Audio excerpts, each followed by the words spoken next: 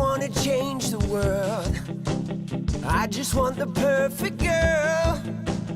I don't wanna hang around, I'd rather be found. It gets better, I wonder, my pleasure together. Everyone's waiting, anticipating.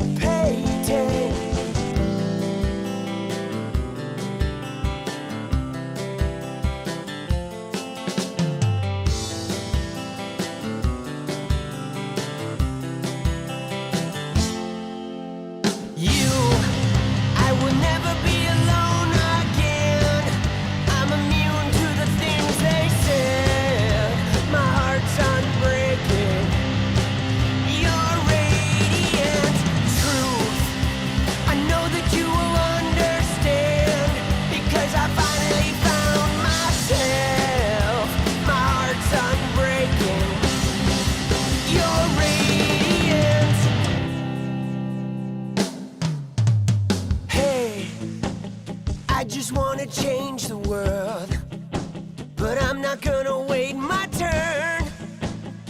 I don't ever want to come down, I'd rather be found. It gets better, I wonder, my pleasure together. Everyone's waiting, anticipating.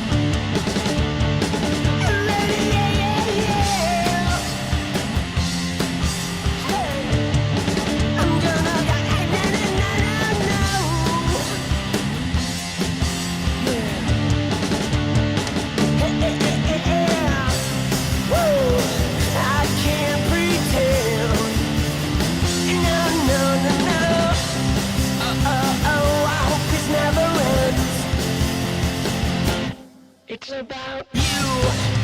I will never be alone again. I'm immune to the things they said. My heart's unbreaking. You're radiant truth. I know that you will understand, because I finally found myself. My heart's unbreaking. You're radiant. You're radiant.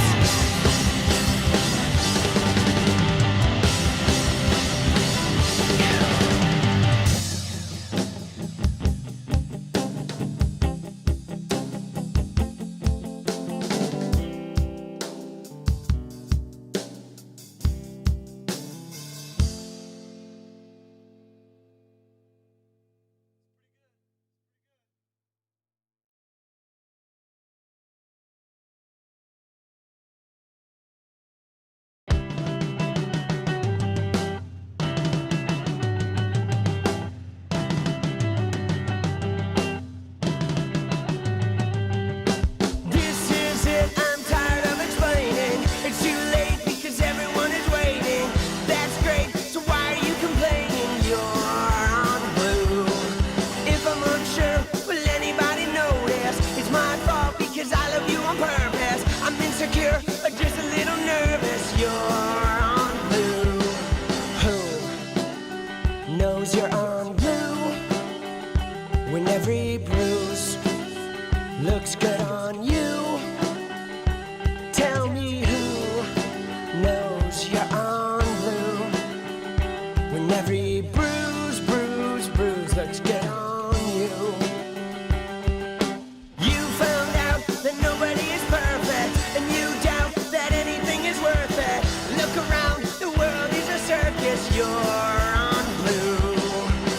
so provoking. I forgot to mention, are you joking? I need some attention, and nothing's working, so change your direction. You're on blue. Who knows you're on blue? When every bruise looks good on you. Tell me who knows you're on blue. When every bruise looks good on you. Why won't you hold my hand? Are you gonna deny this? Do the best you can. I haven't got a plan, but I'm gonna survive this. That's just who I am.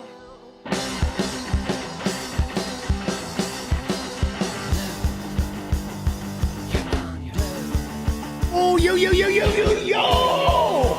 Let's go, baby. Oh.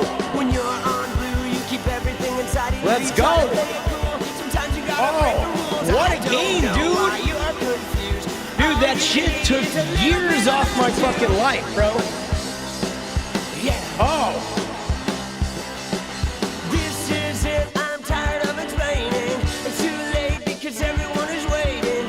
That's great, so why are you complaining? You're on blue. Dude, that shit was crazy. Will anybody notice? It's my fault Because I love you on purpose. I'm insecure Or just a little nervous. You're on blue. Who? Yeah. Hey. Starting to enjoy the view. I'm all about The altitude you.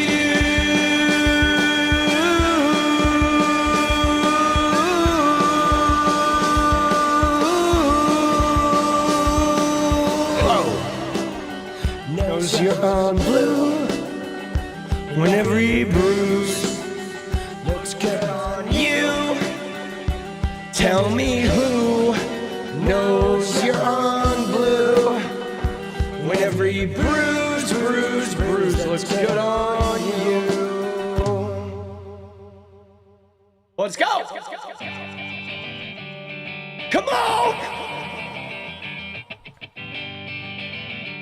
Freedom. Come on. Let's go.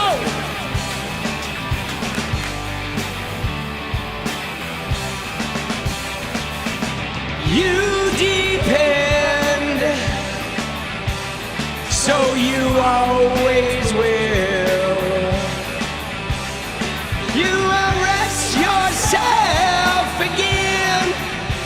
I help you clean up the mess. Misdirection. Let's go. The hoops of my obsessions. Always jumping through. I'm so tangled, I'm so worthy. I'm just lost in My reflection, pay attention, yeah. You never will.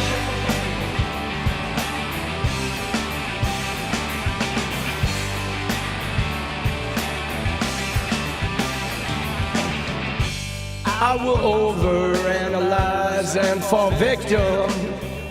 My venom lowers, time to get to know myself. I'm still tangled, I'm not worried, 'cause I am caught up in this perfection. Pay attention, yeah, you never will. You depend, so you always will. If you arrest yourself again, clean up the mess. Oh, let's go. All right. So let me field the questions here first. So first off, somebody asked, why do I have New York? So New York, John Doe, has been my favorite city, like back in the early 2000s, right around the time my son was born. I was touring the country as a one-man indie rock band, okay, called The Wanteds. There's links to the music down in the description. You can go find it on Spotify and Apple Music. It was shortly after the music you're hearing now. The music you're hearing now was my band in 98. And then some of the other shit, that opening song, Radiant, was a band of mine in Portland in 2002, 2003. Then The Wanteds was my one-man indie rock band. And I went across the country and I played in every major city in America, okay? And New York was one of my favorites. It's just always been a spot I love. I never got to live there. So I've had a slight obsession with New York, right? Dude, I love New York. I love the city, dude. I mean, it's the greatest city in America, dude. It's big. It's a lot of people. Your diversity. It's incredible. Now, oddly, what's so weird about it is that aforementioned son that I told you about that was born around the time I quit playing music, right after he was born. About a year later, I quit playing music. He just moved to New York City, okay, like 10 days ago, all right? Him and his girlfriend did. They're 20, and they decided to take on the Big Apple. He had never been there, actually, which is crazy, but they went. His girlfriend's sibling lives there, went to Columbia, so they took off and just... They're in Brooklyn right now as we speak. He was watching part of the game on the subway. I was texting him all night. I told him too. I said, look, here's the deal. I'm fucking nervous with this Mariners game. And so I'm going to be texting you all night. Like, you don't even have to reply to me. Like, I'm just working out my nerves. And so don't feel like you need to reply to my text. Let me just fucking do my thing. And you can reply whenever you feel like replying, but I am going to be texting you all night.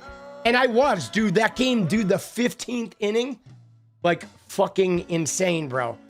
I mean, part of me was like, dude, I just want this game to end. It kept getting so close, but dude, they had bases loaded, the Tigers did, and they got that guy out at home. Like, I mean, the Tigers fought good, and their pitcher, that Kubo guy, is obviously like lights out. But I think the Mariners were the better team, like consistently producing offense and being really aggressive, like far more aggressive than Detroit. And so you never understood why people care about sports teams winning. So, I mean, it's complicated, Ozarks, because let me just tell you, like, everybody's got a different reason. But let me just tell you this, that I never watched baseball. The only sport I was ever really into, I played baseball as a kid, but the only sport I was into was football, the Raiders, okay? And they were very good. They went to a bunch of Super Bowls when I was younger. And the Raiders were like, they taught me how to win, okay? For me, this is me. I don't know why other people do it, but the Raiders taught me that you go until that clock expires. There can be 1 fucking second left and you can still win. So I identified with the Raiders as they taught me how to never give up, how to play hard, like do my shit full bore right up to the very end. And like, doesn't matter. Doesn't matter if you're behind, doesn't matter if it looks like you can't do it. You're going to fucking do it. You know what I'm saying? So I attached myself to the Raiders winning and losing in sort of teaching me how to play hard, how to like attack my shit hard, right? So now I was never into baseball. I played it as a kid, but I was never into it. But let me just tell you with the Mariners, I became a fan of the Mariners this year because my son was a fan. He was a fan, and he was really into him. I started watching the games with him. I knew he was moving away. And then I got drawn in. I got drawn in because the Mariners have not gone to the championship game in 25 years. The guy who's their manager was a catcher on the last team that went to the championship game. And all season, they've been doing this crazy shit where they'll like bring up a young guy and he'll get a walk-off hit to win a game. And then they'll bring in a new guy and he'll hit a game-winning home run. And they kept showing up and making these crazy plays. They went like Houston was leading. The Mariners were in the first place. Then they lost first place. They went into Houston and smoked them. Just showed up and beat Houston, took first place, like got the bye, and like, man, they've just been showing up. So like now, like I love the city of Seattle, okay? The city of Seattle is a great blue, like LGBTQ forward city that is really fucking important to me because musically and my history, and I love the city. And so watching the Mariners like scrap and show up and never give up and make the biggest plays in the biggest moments, and even when they get blown out, they show up the next day and make huge plays and big moments. It's been inspiring me in this YouTube journey, right? So I'm off on this YouTube journey, and I feel connected to them because I feel like they're doing the same thing I am, which is surprising people and showing up in spots that people didn't think you could and just making it fucking work with what you have. And you know, obviously the closeness with my son, but now that he's moved to New York, I think he's going to become probably a Mets fan. He also likes the Mets, and, you know, they have one of his favorite players of all time. So this is like a family thing. It's a Seattle thing. It's like my history thing. It's like somebody running a parallel journey as me, like, you know, being inspired by their gutsiness so I too can go out and be gutsy. And to like, for my son who's moved to New York City and is out in the big city, 20 years old, like for him to be gutsy and be like, fuck yeah, man, I'm just going to put myself out there and I'm going to fucking make shit happen. So yeah, that's me, right? And I didn't realize though, guys, I did not realize what a fucking strategic sport baseball is. Like I always thought baseball was kind of dumb for lazy people that weren't really athletes, but goddamn, dude, baseball is like so strategic. It is crazy how strategic it is. Me and the Mariners are Super Bowl bound. You mean World Series bound? Let's go. Dude, it is crazy, bro. Right? Dude, let's go. Blew that influencer chick off the net. No, there's nothing new on that.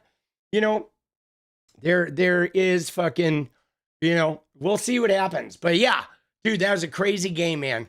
I really I felt like I needed the fucking Mariners to win, boss. I was like too invested, you know?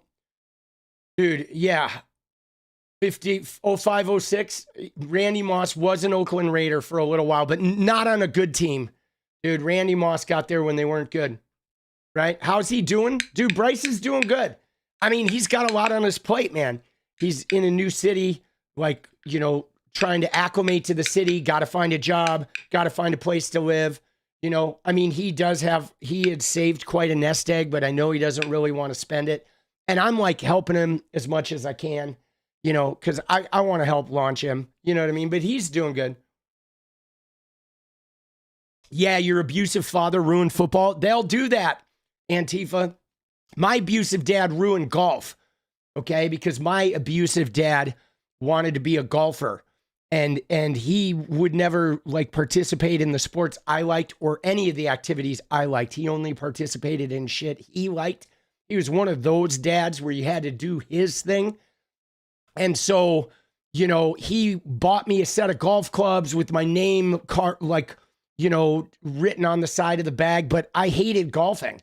I thought it was stupid. I didn't like golfing at all, dude. It just wasn't a sport. And it didn't, you know, and then I would go out with him. And because I didn't like it, I wasn't trying to be good. And I'm really competitive. So him seeing as competitive as I was, not trying to be good at golf, I think made him mad. And then he would try to help me. And I would be like, I don't know why you're helping me because I hate this game. And then he would play bad and start fucking yelling at me and shit. And what I came to find out later is golfing has a horrible white supremacy.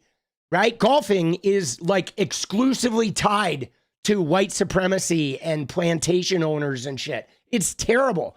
Like anybody who golfs is basically participating in a fucking long history of ruthless slavery and white supremacy in America. So I probably knew that on some level because I was an activist from the day I fucking came screaming out of my mom.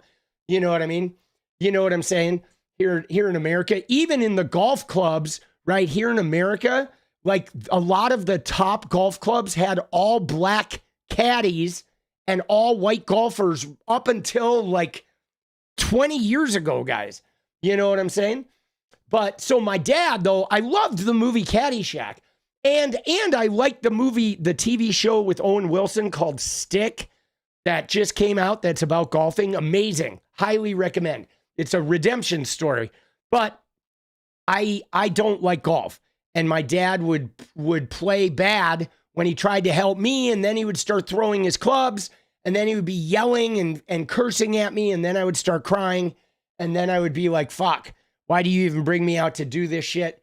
But, you know, I went every week. I had no choice, right? So I golfed a lot. I bet if I went out there now, I'd probably be pretty good at it because I spent so many hours, even though I wasn't trying to do good. But, dude, you know, dude, yeah. Dude, no, I saw very little of that debate. But, dude, can I just say to Winsome, fucking that old lady Winsome, fuck her, bro. Dude, what was her deal? She wouldn't shut the fuck up, dude. All she did was interrupt the whole time. Like, yo, respect your fucking opponent's time there, fucking Chumley. Like, dude, she wouldn't shut the fuck up. And she wanted to obsess about, you know, about fucking, you know, their transgender freak show, right? Like, right? That's all they're obsessed with. Everything transgender. It's like, fuck you. Let transgender people alone. You fucking religious weirdo. Dude, she would not shut the fuck up. I even left some comments under her shit. Like, you need to shut the fuck up, woman. Dude, which is crazy, right? Because, you know, I almost feel guilty feeling that way because I love old black women, okay? I mean, I can't make a blanket statement like that because I don't know all of them, but I have had some older black women that I have been very fond of in my fucking life that have been, like, inspiring and like shown me a warmth and shown me a leadership, okay? Some older black women that I have worked with or lived next to that have shown me some fucking powerful ways of showing up in the world, you know? So I have like a connection to, you know, the idea of really like liking older black women, you know what I'm saying? And dude, that woman though was like, what the fuck is her deal, bro? Right? Dude, yeah, she is so anti-LGBTQ, boss.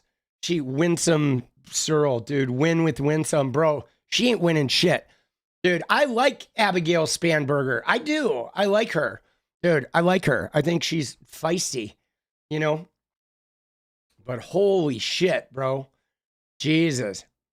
Dude, so what the fucking, what day is it? You know what I'm saying?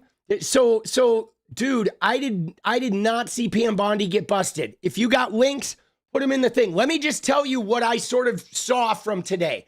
First off, dude, a Qatari military base in Idaho, America last, you fucking scoundrels, $400 million bribe. Now we're going to have a Qatari military base. What the fuck are these guys doing? Why is MAGA okay with that, bro?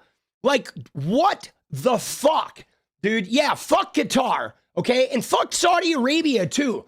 I have nothing against the people, but Saudi Arabia and Qatar, the governments and the fucking elite power structure in both those countries, like, fuck those guys, okay? Fuck those guys, dude. Burn them to the ground, boss. Get them the fuck out of here. Dude, so that's one, like, what the fuck are we doing? Okay, dude, yeah, killing journalists, funding 9/11, it's slavery. Yeah, dude, UAE, dude, fuck that. I know a bunch of people who go to Dubai and shit. Dude, I ain't going to Dubai. Dude, Dubai can fucking eat the inside of my asshole with a fucking, you know, a fucking spoon, dude. I'm serious, bro. Fuck all of those guys, all right? So that, I can't believe they're making a fucking military base here. Now, again, I don't have an issue with Saudi Arabian people, with the people that live there. I am talking about the wealthy elite and the government in those countries. It's like so toxic. So there we go. So that's one thing. Then the other thing that happened was that Benny Johnson, Pam Bondi shit. Okay? Because, can I just say, Benny Johnson out there, oh, they're threatening to kill my family. Yeah, no shit. Like, thanks to you, Benny Johnson, and Charlie Kirk, You know how many professors had death threats because of Charlie Kirk and his fucking list? You know how many people get death threats? Like, not famous people with connections to the government, you fucking cunt. But I'm talking about teachers in the Midwest who were getting death threats because of libs of TikTok. Like, fuck you, Benny. Fuck you, Pamzempic Bondi. And then the whole thing is really just a staged op to, like, create this story about the violent left, so now they can go after Jay Jones in Virginia. The whole thing was just a creation to, like, oh, the violent left are threatening the lives of Benny and his kids. Oh, Jay Jones tweeted about hurting a Republican's family and kids several years ago. Blah, blah, blah, is whatever his offhanded tweets, which were in poor taste, but he certainly wasn't calling for the murder of people. But so that's why they're doing that. They're going after Jay Jones. It is a strategic hit, okay? Everything that they're doing right now is like an op, okay, designed to affect elections. Irinia, the woman in North Carolina, that is all about attacking Roy Cooper's Senate run, okay? This Benny Johnson, Pamzempic Bondi shit is about attacking fucking Jay Jones in Virginia, okay? I don't know what the hell that Brylan Holly handjob guy is doing, right? Did you see that shit? Dude, we got to look at some of this shit. The Holly handjob? Dude, that guy, what is he doing, bro? You see this? He says, like, Gen Z, it's Gen Z's time in the future, but, like, dude, everybody in that room is like 100 years old, bro. Like, Holly handjob is hanging out with the fucking grandparents, bro. You like that? I call him Holly Handjob. Dude, I think that's my new nickname for him, dude. Let's go, dude. It's Brylan Holly Handjob. Dude, No Kings, October 18th. Let's go. Dude, goddamn. Look at that. Look who's into Brylan Holly Handjob. It's, if you're over 100, right, you're really stoked about this kid, because this kid wants to take us back to the old 1920s. Oh, Holly Handjob. Oh, shit. Oh, Holly Handjob, take us back. Son of a bitch. Dude, look at him. He's like, hey, yeah, I'm totally straight, guys. Like, really? I'm really straight. Dude, what the fuck, bro? Hey, you want to see my private jet? Dude. Oh, shit. Dude, I have come to the conclusion, right, that I feel like every Republican is gay, dude. I just noticed it today. I think Glenn Beck is gay, boss. You know what I'm saying? I'm pretty sure that Glenn Beck is a gay man. And then, you know, he's always been like pro-gay, which is really like bothered a lot of the Republicans. Dude, I swear to you, Glenn Beck is totally gay, man. I absolutely 100%, dude. 100 fucking, I would bet my house on it, dude. I would stake my goddamn house on it. I know, bro. I know. I am just gay enough to know. Okay. I am, dude. You know what I mean? Yeah, no, I know, Natalie. There's no young kids in this fucking photograph, dude. Right? And look, it's standing room only in a classroom, guys. But if you look at this photo, everybody in this room is like 100, dude.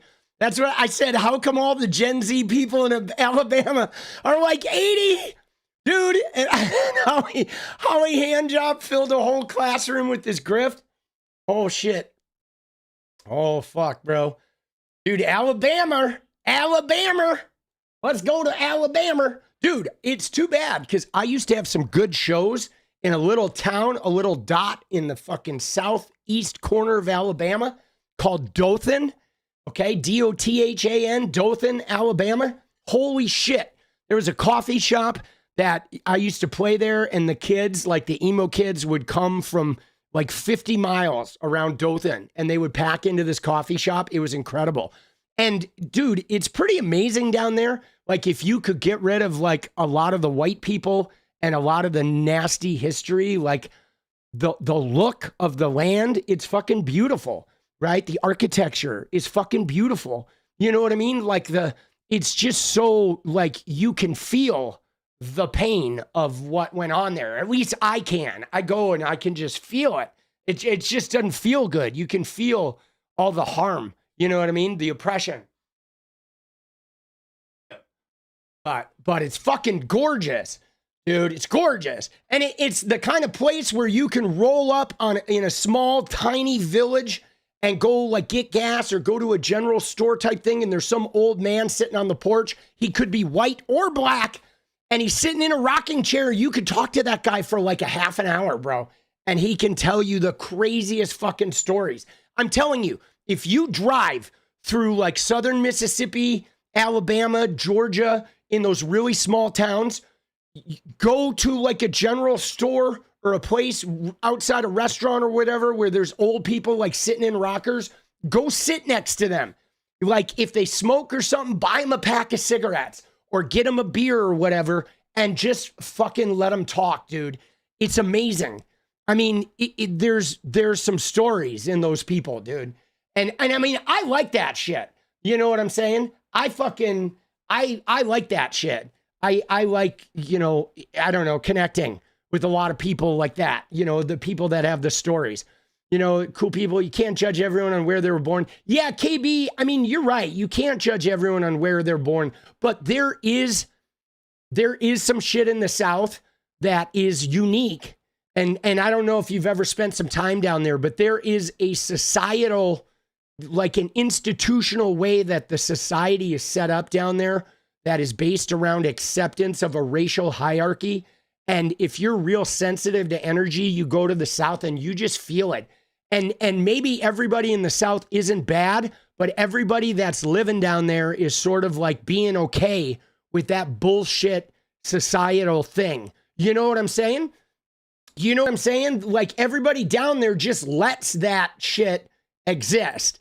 And I don't like that. You know what I'm saying? I mean, we have a history here, right? We have a history here in Oregon of you know, whiteness. It was in our Constitution and shit. But like, there's a lot of activity in Oregon where people are trying to fight that. They're trying to make amends for that. They're trying to sort of flip that. And maybe the South is different, but when I was there 25 years ago, nobody was doing that, man. None of the white people there were doing that. They were just kind of like, you observe the racial hierarchy or fucking don't talk to us. You know what I'm saying? And I don't know. There's just an energy there that made my heart hurt. I loved being there, but it also just hurt my heart to be there. I feel like I could feel the pain of like the plantations and the legacy of slavery that's still down there. And it just really fucking, you know, it's hard. Shit's hard on me, boss. I can't do it. You know what I mean? I can't do it. Oh, let's go. Just perpetuating the stereotype. Well, yeah, but so your mama's, it's like, I'll stop perpetuating the stereotype when they stop behaving like it. Okay. But they're still fucking doing it. They still support racists, open racists in their fucking candidacy down there. Right? Like, come on, bro. Don't fucking talk to me about perpetuating a goddamn stereotype when they literally are still voting for openly racist fucking people. Like, that's on them, not on me. Fuck that shit. They can stop voting for fucking racists, and then I will stop fucking perpetuating the fucking stereotype. Fuck them, okay? I'm not here to make friends with racist bitches from the South, dude. Fuck them, bro. You know what I'm saying? Plenty of us in the South who are liberal. Well, then you don't have to worry because you're not the group of people I'm talking about. You know what I'm saying? Right? But like, dude, don't fucking throw a guilt trip on me for judging the South. There's a distinct problem in the South, and you as a liberal living there, you fucking know it. So don't act like you don't know what the problems are down there. And I'm not saying that you're racist, but you know the problem I'm fucking talking about. And so don't play dumb with me, okay? I fucking was there like a lot over the course of several years. I have experienced it, okay? There is a distinct fucking quality down there that like, come on, man. You know what I'm saying? I'm not going to back down from that. All right. And I'm not going to be hit with like, oh, the fucking stereotypes. It's like those people, right? Those racist people that have institutionalized power down there. And like the people in the South, like, we got to do something about it. You know what I'm saying? Like, I mean, I still know liberal people down there too. You know what I mean? And it's not that liberal people don't exist down there, but they just don't have any fucking power. And they have to put up with like having all this deeply rooted racism in their periphery, right? Am I glitching? I am not glitching. You know what I mean? And I don't mean to come on real strong about it, but that shit, dude, I grew up in a small town in Wisconsin and I saw some open fucking racism around the one black guy who lived in town who was our neighbor. And I just don't like that shit. I just don't like that shit. I'm not going to tiptoe around it either. I fucking call that shit out. Yeah. Dude, Utah has some fucking issues too.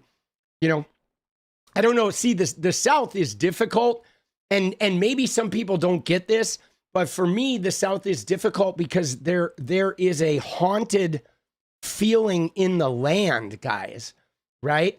Like when I go to Mississippi, Alabama, Georgia, South Carolina, I didn't feel it so much in the Panhandle, but I definitely felt it there. I felt it in Tennessee deeply. It's like I could feel the oppression in the land. You know what I mean? Like take my shoes off and walk around in the dirt. And I felt like crying. You know what I mean? Like, I don't know, dude. And Louisiana too. It's like I could just feel it.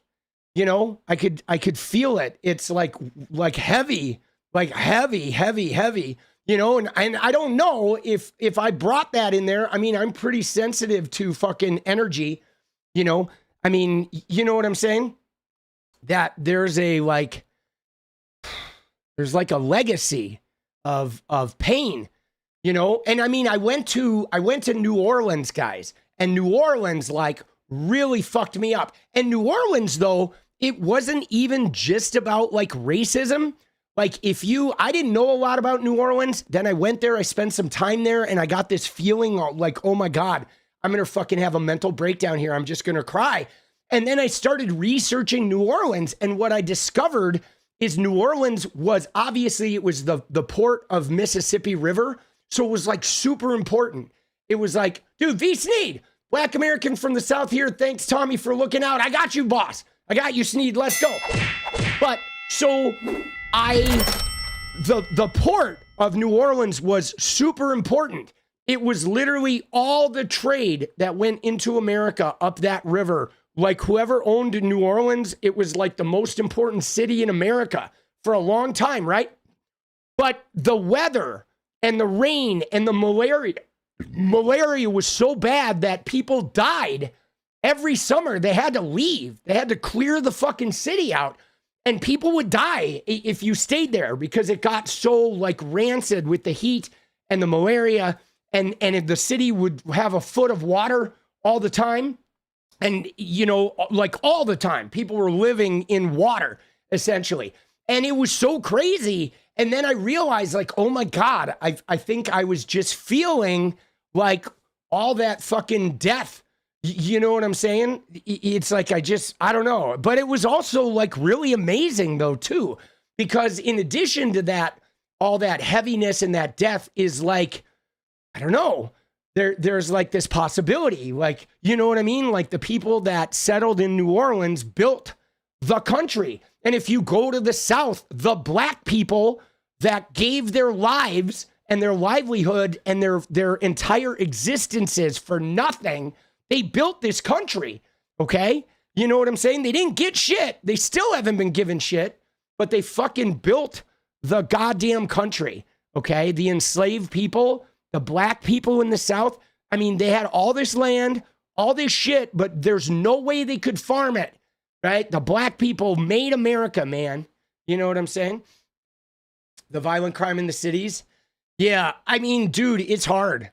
It's hard. I mean, we still have we still have a troubling racism issue in America. You know, I mean, for example, guys, I mean, look no further, okay? Here, you ready? Let me just take you here, okay? Because this tweet is right here, okay? Look at this shit, okay?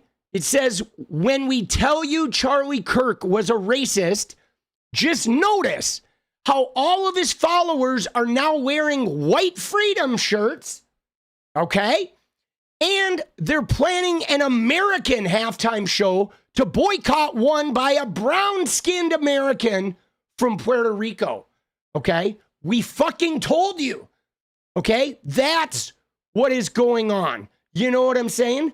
That is MAGA, that is Trump, that is TPUSA, that is the white Christian nationalists that are now like attacking Antifa. All of this right-wing shit in America is connected to this Charlie Kirk shit, which is the fact that the white freedom and they're all American, which doesn't include the brown-skinned American guy, right? There you go, okay? That's it. It's like, still, we're battling this, you know? It's fucking crazy, bro. You know what I mean? Isn't that crazy? Dude, you'd like that if you see it? Dude, this one's actually getting some play. We're going to fucking retweet it. We're going to add it to the highlights. Let's go. We're going to get that out into the general pop. But yeah, man, dude, that is the shit right there. You know? Dude, you know what I mean? And now it's hard, though, because I want to momentarily address, you know what I'm saying? You know, I want to momentarily address the, yeah, it's like big. I don't know how I know there's this thing of like, people are like, oh, if you call the South racist, they're never going to become unracist. But like, I don't think they're ever going to become unracist anyway, until there's generations of hammering their racism, until eventually some people outgrow it. You know what I'm saying? That's it. Somebody's saying we're on Charlie Kirk again. Dude, we're gonna continue to talk about Charlie Kirk. It's important because they're trying to deify him. And so you have to combat that. Okay? Like now the new mission is we have to combat the Charlie Kirk energy because they're trying to like double down on the amount of red pilling. And so we need to expose the conspiracy people like Candace Owens and work on getting them infighting. And then we're going to, from here on out, we're going to have to counteract Charlie Kirk's racism, misogyny, and transphobia the same way that we counteract like Elon's misinformation. You can't let that shit go. Okay? This idea that if you just ignore it, it goes away, that's bullshit. Okay? That works for a gnat, okay? That works for a fly on the fucking at a barbecue, but it does not work for serious issues of racism, misogyny, and transphobia. If you ignore it, you give it power, okay? You acquiesce power to it. You have to counteract that shit, you know? You know what I'm saying? You have to counteract that shit. And it's like, I know not everybody's gonna do it, right? But I'm gonna do it. Right? I'm going to keep doing it, you know, and not everybody's got, you all have your things that you're like good with, right? But I keep hearing this political thing that if you don't give it attention, it goes away. And that is absolutely untrue. If you don't give those types of toxic fucking like ideology spreading things, if you don't actively, right? It's like what fucking, you know, fucking any black professor of like the culture of whiteness will tell you, right? It's not enough to not be racist. You have to be actively anti-racist, okay? And that's really important, right? It's not enough to just, you know, like forget Charlie Kirk exists. You have to be actively anti them trying to, because they're trying to moderate him, okay? He was an extremist shitbag, and they are now trying to, because he's gone, and we can't get any more clips of what he said, they're now trying to put a veil of nostalgia over him and make him like the center of the right movement. So Nick Fuentes is going to move in and be like normal, right? And that's dangerous, okay? We have to nip that in the fucking bud. You know what I'm saying? We do, right? We have to nip that shit in the bud. And you know, I mean, dude, a lot of mistakes, like, I think a lot of mistakes were made, right? I think the problem is, guys, I'll be honest, we got here because of 2016, because nobody in their right minds thought the American people would be dumb enough to vote for Donald Trump, okay? We literally thought, wow, nobody in their right mind's going to do it. And they did it. And then in 2020, they didn't. And we were like, okay, we're good. Then there's an insurrection. We thought nobody in their right mind's going to do it again. And like, what the fuck, bro? We did it again. Like, how fucking stupid are we? It's like we almost deserve a warhead to just drop down on this country, because how fucking dumb are we? I know you didn't, but it is we. There are like neighbors, our fellow Americans, you know what I'm saying? The media definitely played their role, right? You know, for sure. I mean, the media likes Trump because he generates negative electricity, which makes a lot of money. But yeah, dude, yeah, Qatar, yeah. These are neighbors. They're the fucking devil. I mean, you may have a point, all right? Dude, but we're going to keep fighting, okay? Dude, I saw something, guys. You ready? Let's go look at 𝗙śnie𝗶𝗶𝗹𝗀𝗀 for a minute, okay? Because, look, he posted something today that we have to address, all right? But look at what he said here. He said, I mean, this guy's a shitbag, right? He's wearing his white freedom shirt, right? But look at what he says here. He says, let me find it. He says, because they're starting to talk right here. Okay, look at what he says. Okay, here's what he's saying. We got to watch this little clip here. Look, when it comes to a place like Portland or Chicago that are clearly in open defiance of the federal government, call in the National Guard. They'll call it invoking the Insurrection Act, and certainly that is what needs to be done. All right, so there's what he is he's saying invoke the act, invoke the Insurrection Act. Now, let's look at the Insurrection Act here for a second, okay, because the Insurrection Act, okay, right here of 1807 says it empowers the President of the United States to nationally deploy the U.S. military and to federalize the National Guard of the individual states in specific circumstances, such as suppression of civil disorder, of insurrection, and of armed rebellion against the federal government of the U.S. Okay? Now, civil disorder is like large-scale rioting. That's not protesting, okay? Civil disorder is like buildings are being leveled, right?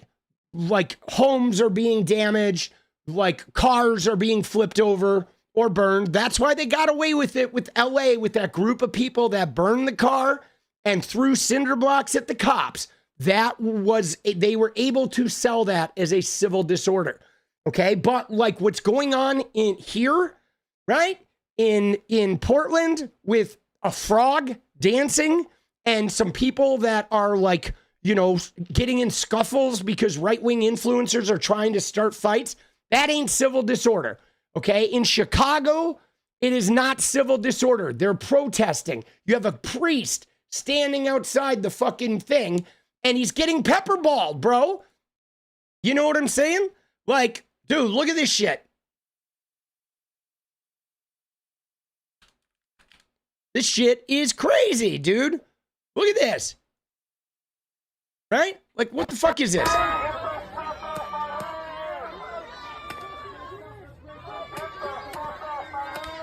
Dude, look at that.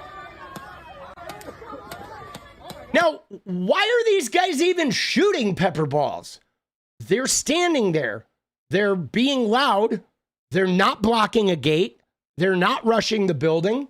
They're not attacking anyone. There's not even any fucking guys down on the ground. They are literally 3 guys standing on a height, just purposely being terrorists, terrorizing American citizens who are exercising their First Amendment right, okay? For no reason. He's standing there unarmed, talking. Dude, fucking shot him right in the fucking head, bro. You know what I'm saying? Like, bro, that ain't fucking civil disorder. You know what I'm saying? That shit is not civil disorder. That is not insurrection, okay? And that is not an armed rebellion. We have not seen anybody armed, okay? So now, look at this. It says that this is limited to either enforce civil law or criminal law, okay, in the United States of America, okay? But again, though, okay, it's like they want to do this when there's no war. There's no fucking war. There's no insurrection. There's no armed rebellion. There's no civil disorder. There's a small handful of protests. There's a lot of people protesting. But again, this is bullshit, okay? They are just looking for an excuse to try and take control and attack. Now, somebody was talking about the made-up Antifa, which is crazy because, you know, so 𝗙ście𝗶𝗹𝗪𝗀 is saying invoke the act, okay? Now, if what I said under this is that if they try to invoke the Insurrection Act, okay, if he invokes it, obviously there'll be court challenges, but at that point, like, we're done, okay? If they invoke the Insurrection Act when there's nothing going on, then at that point, the blue states have to withhold money. Like, we have to, yes, we have to do like a soft secession and immediately fucking bounce out. Like, we have to, right? Because then we know that they're just seeking war, right? They're just seeking like armed shit, you know? But dude, that is crazy. Now, the problem with this Antifa shit is like this woman, okay? Like, so Katie Davis Court, she's the one that I meme all the time. She's this woman. Hold on, you ready? Let me show you. She is this woman you'll recognize, right? That's Katie Davis Court, okay? Crazy Katie, okay, who now fucking hates me, right? Okay, so she blocked me, all right? She's blocked me. She does not like my memes. She is a clown. But look at what's going on here, okay? Because this is a problem, okay? Because, okay, so first off, this Alyssa, I know her, okay? I'm not close friends with her. She was in a fucking television production that I did, but I know her, and I've been social media friends with her for years, for like 7 years, okay? Now, she absolutely is a fucking journalist, okay? Alyssa is. She is. And in fact, she's a really important one, okay? Because Alyssa works with people that stand up to the Proud Boys, okay? That's what happens. Like the Proud Boys, like these people, like Alyssa and her friends, they track the Proud Boys. They know what they're doing. They know where they're showing up. And they arrange to have people that stand up and protect Portland citizens from the Proud Boys. And now she got like, some shit went down where they went to a park in 𝗙𝗏𝗻𝗄, and 𝗙𝗏𝗻𝗄 very much protects the Proud Boys. So she went to jail for a little bit. Some other people got in trouble. But because 𝗙𝗏𝗻𝗄 is going to protect Proud Boys, if it had happened in Portland, I don't think she would have gone to jail. But it happening in a like out of city in the sort of rednecky outskirts, it's a little different. They're way more the Proud Boy supporters. Okay, but anyway, she calls her an Antifa ringleader, which is like she's not a ringleader of anybody. You know what I'm saying? She's not Antifa. There is no such thing as Antifa. Okay, but she's certainly not a ringleader. Now, she's in the know, right? She is a fucking, you know, one of the top independent journalists that track the Proud Boys. Okay. Absolutely. And what's crazy about it though, is she got charged for felony riot with the aforementioned skirmish with the Proud Boys. But what they're doing though, is now they're trying to selectively target her, right? Because now that there's this Antifa thing, they're trying to put a target on Alyssa's back.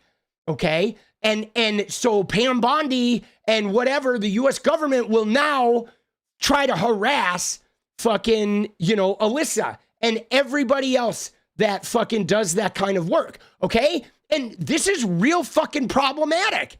You know what I'm saying? It is real fucking problematic, guys. Right? Because I tweeted about this earlier too. Okay. Where I said, you know what? Where is it? I said right here. Okay. This is the end result of this. Every MAGA whack job is now taking individual people they have beef with on the scene, and they're like saying, oh, this person's an Antifa rig leader. Okay, this person is this, that, or the other. But the thing about it is, though, is Alyssa does a really important job. The reason why parents can go to a school board meeting in Portland and we don't have that situation of the Proud Boys showing up and beating up parents like they did in Glendale, or beating up librarians. We don't have that problem because of people like Alyssa who notify us of the Proud Boy movements. And then because of the friends of hers that organize groups of people that protect us from them. Okay. And so this is fucking crazy. Like, you know what I'm saying? God, she is fucking hideous. You know what I mean? And so now they're in with like the government and dude, it's now really dangerous to be somebody who speaks up against the Proud Boys, because look at what I said here, guys. This is important. We need to address this. The Trump admin is actively feeding right-wing Christian nationalist terrorism from the White House. They're feeding it. They're feeding the right-wing Christian nationalists. And now they're trying to create a legal loophole called Antifa that will allow them to arrest and or imprison any American citizen who stands up and fights that white Christian nationalist terrorism. And how are they doing it, guys?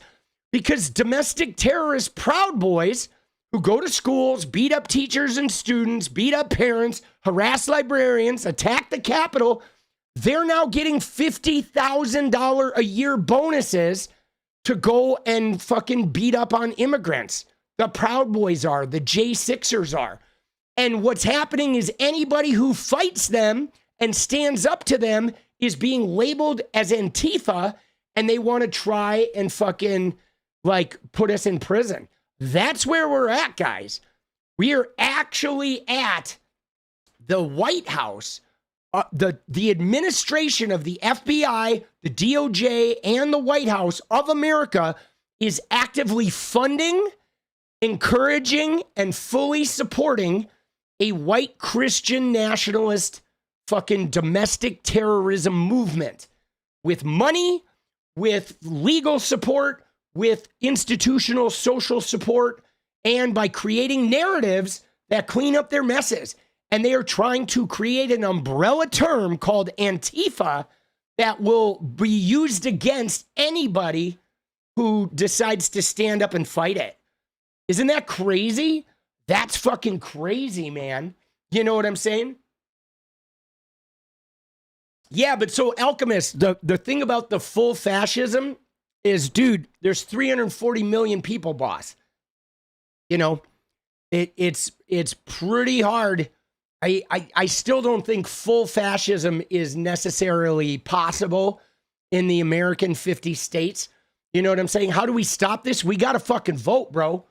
We got to vote. You got to vote in Virginia. You got to vote in New Jersey. We got to vote like motherfuckers in California for the redistricting. I mean, people are still fighting legal challenges. We have to keep protesting. We keep protesting ICE. We keep combating their fake narratives. Run for office is great, but we do have to vote like a fucking, like our life depends on it. And then we got to be active. And I think a lot of it too comes down to your personal local network.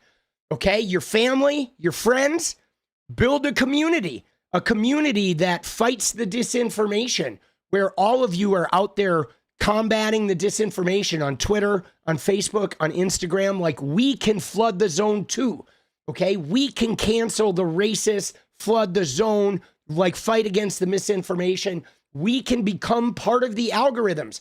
Elon controls the algorithms. Zuckerberg controls the algorithms. But one thing I can tell you is if you put yourself into the algorithm and you use it, you change it. You ready? Here's an example. You want to see Elon's AI? Look at what Elon's AI did. Okay, look at this. This was Elon's AI summary after that Mariners game, where it says, Tigers advance with 15-inning thriller over Mariners, no ghost runner. The Detroit Tigers defeated the Mariners 4-3 in a 15-inning American League wildcard game at T-Mobile, advancing in the series thanks to Riley Green's 2-run homer in the 15th. Dude, none of that happened, bro. Right? Like, what are they doing?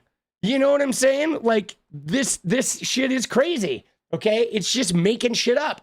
But what is important to note about this, other than, yeah, you got to double check AI and don't rely on AI, right? But what you do need to realize is that we control the algorithm. I know, Raider, the Mariners won. That my point is, though, is that algorithms and AI, and they can't really be controlled. Okay, that's my point. Okay, my point is that if we all get into the algorithm like the right-wing influencers do, and we all combat their misinformation all the time, all of us, everybody who's blue is combating the misinformation, we will become part of that algorithm too. If you don't combat it and you let them flood the zone, then they control the algorithm, okay? Because algorithms can't be controlled, okay? That's the thing that is amazing about them. That's the beauty of AI, okay? Is the AI, they can control it and warp it, but it grows by interacting with us, okay? So we have the power. Even with their wall of misinformation, we have the power to fight that online and change the algorithm, okay? It's like we have that power. We do. They're amazing in a way that, like, you can co-opt it. You become part of it. You know what I mean? Dude. And yeah, protests are good. Dude, protests are good. I mean, putting out content. If you have a TikTok and you talk politics a little bit, put some political TikToks out. Put out one a day. You know what I'm saying? Put yourself in the algorithm. Why not? Right? You can, have one day your deep thought about politics where you fucking combat Trump. All of that shit. Like, we can all participate in just whatever way. Like, but I think it starts with our local communities. Like, and that's in your house and in your friend group and on your block, where you just sort of reach out and make sure you are connected to other people and you're all aware of the necessary fight. Okay? That, like, you got to watch your voter registrations. You can call DSA or Dem offices and say, how can we help? Right? Get voters registered. We need to register voters. We're definitely behind on that. That's the thing I'm going to be saying for the next couple of years, especially between now and November 2026. Wherever you are, if you're anxious about this shit, I get it. We all are. If you can't become a content creator, you can't, you work a job, you can't fight misinformation all day. What you can do is you can call up your local Democratic office and you can go out on a Saturday and find some of the 80 million people who didn't vote and go get them registered to vote Dems and to kick Trump's ass. That we need everywhere. Every state needs that, right? Every state needs it. Even the blue ones, because they're attacking all of us. You know what I'm saying? It does start with hitting the like button on this video and giving me a $20 donation. I'm just kidding. Just kidding, dude. I almost went TPUSA for a minute there. Like, all right, now that I'm helping you save democracy, how about helping the fucking pocketbook? Just kidding. Dude, yeah, run for a local office. I am going to do a dance party goal, though. Fuck it. Dude, let's try and get a dance party. We'll see what we can do. All right, $2 pitches in because we do need a dance. We'll go for an hour. All right. There it is. Let's go. There's the goal. There it is, baby. Light blue or greater. If we get it, we dance. If we don't, we don't. You sent me a Cash App to support the show. Let's go, Steve. Let's go. Thank you, boss. The Cash Apps are amazing. I didn't even know that shit existed, boss. All right. So, dude, you would give it up if you had it? Yeah, but so Gen X George, if you don't have it, just being here and watching ads and watching videos, right? Watching videos and watching the ads, total help, boss. You can help for free, man. You know what I mean? Dude, that game, though. That game took some years off my life, bro. That shit took some years off my life. Yeah, people are getting more active. Just personally concerned. Yeah, I know. And I think it's okay to be concerned that the shit is rigged. I think what we got to make sure we're doing is we got to make sure that we're being active, right? The point is it's okay to be concerned. It's okay to be worried about fascism. It's okay to be afraid Trump is going to take over the whole country. That's fine. But make sure you're not just stewing in that energy and then looking online where the online can very easily make you feel like they're winning and all is lost. Okay, get offline and make sure you're investing your energy into some of the things that can actively thwart it, right? That's kind of something, guys, that I learned from watching the Raiders and from sports coaching, because the idea is this, guys, is we get into funks. Sean, let's go, baby. We get into funks, okay? Any athlete, right? Any athlete will tell you that they get into slumps, guys. The batters get into slumps. Football players get into slumps. You go through periods of slump. But the key is, guys, is to not be digging a deeper hole for yourself, okay? While you're going through a slump, while you're feeling overwhelmed and like it's never gonna end, make sure you are actively participating in some of the energetic work that can help you change the slump. Okay, so you'll see quarterbacks, dude, Scorpion Kingdom, let's go. You'll see quarterbacks, okay, that are fucking in a slump and they will just do footwork, bro. They will do footwork over and over and over again, even if they're doing it terribly. They will just grind the fundamental footwork, practice those 20, 30, 40-yard throwing drills, because that is putting in the energy that's going to break the slump. Okay, if they sat there and lamented and was like, oh my God, I'm never going to get back. I threw 4 interceptions. Oh my God, this last game was even worse, right? The thinking about it and getting wrapped up in the slump will fucking destroy you. You got to just be like, okay, I'm in a slump. I'm anxious. I'm overwhelmed. I'm going to get to the fundamentals. And the fundamentals here are fight misinformation, are fucking register voters, like phone bank, participate in some way, whatever way you can, participate in the activities that will help us win. Dude, just because, let's go, Steve. Let's go, baby. Oh, right? That's what I believe. Dude, I actively do this, man. You know what I mean? It's kind of like we do it on YouTube. You go through a period of time like, dude, I'm telling you guys, back in February, I fucking blew up and I made like more money than I paid, than I owed for the first time in a year and a half. Okay. And I was like, holy shit, I had the biggest month ever, political YouTube. And then it disappeared. A month later, it cut in like a half or a third. And I just, no worries. Forget about the money. Forget about the shit. Forget about everything. I just hunkered down and just made videos. Stream every day, make some videos, start doing some shorts, stream video shorts, stream video shorts. Just put my head down and quietly participated in the activities that would help me grow. And then by July, right? March, April, May, June, July, 5 months of sort of staying in place and treading water. And then July, August, September, October, I've blown up like bigger, like twice as big as back then, back in February. And it happened because I just forgot about the overwhelm. and like, oh, I'm never going to have another video go big again, or oh, nothing's newsworthy. People are tired of the content, or you know what I mean? You just have to like, okay, I'm overwhelmed. It's crazy. I don't know what's going to happen, but I'm going to make sure I am participating in things that are advancing the cause. Okay, borrow bad knee dance. Go Mariners. Let's go. Long time coming. Yes. Dude, Squall says, dance goal. I love that these streams are always right when I get off work. Keep rocking. I really enjoy your approach to politics. Thank you, Squall. I appreciate that, dude. Oh, dude, Janae. Let's go, baby. $2. Appreciate you. Thank you. Dude, and the sweet dance moves. Dude.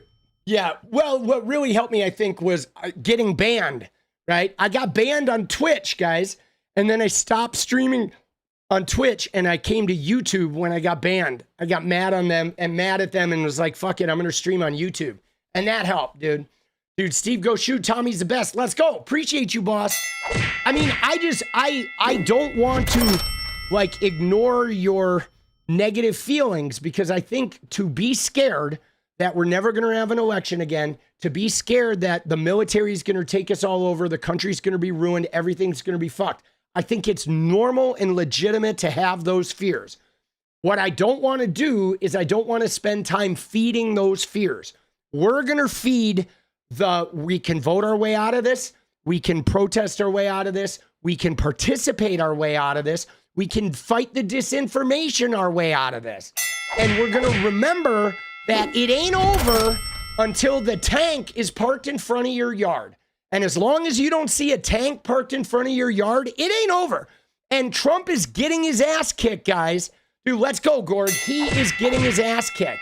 They're not really deporting anybody. Nobody's helping him. Even his own judges are fucking going against him.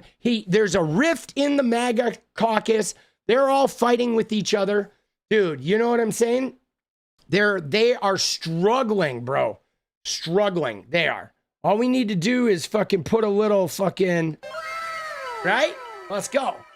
Dude, YouTube is censoring the crap. Yeah, I mean, there's a lot of censoring going on all over the place, which bothers me, but I also know that, like, even though I hate it when the censoring hits me, I'm kind of glad that there is some censoring, because shit's getting pretty negative out there. It is. Shit is getting pretty toxic and pretty negative.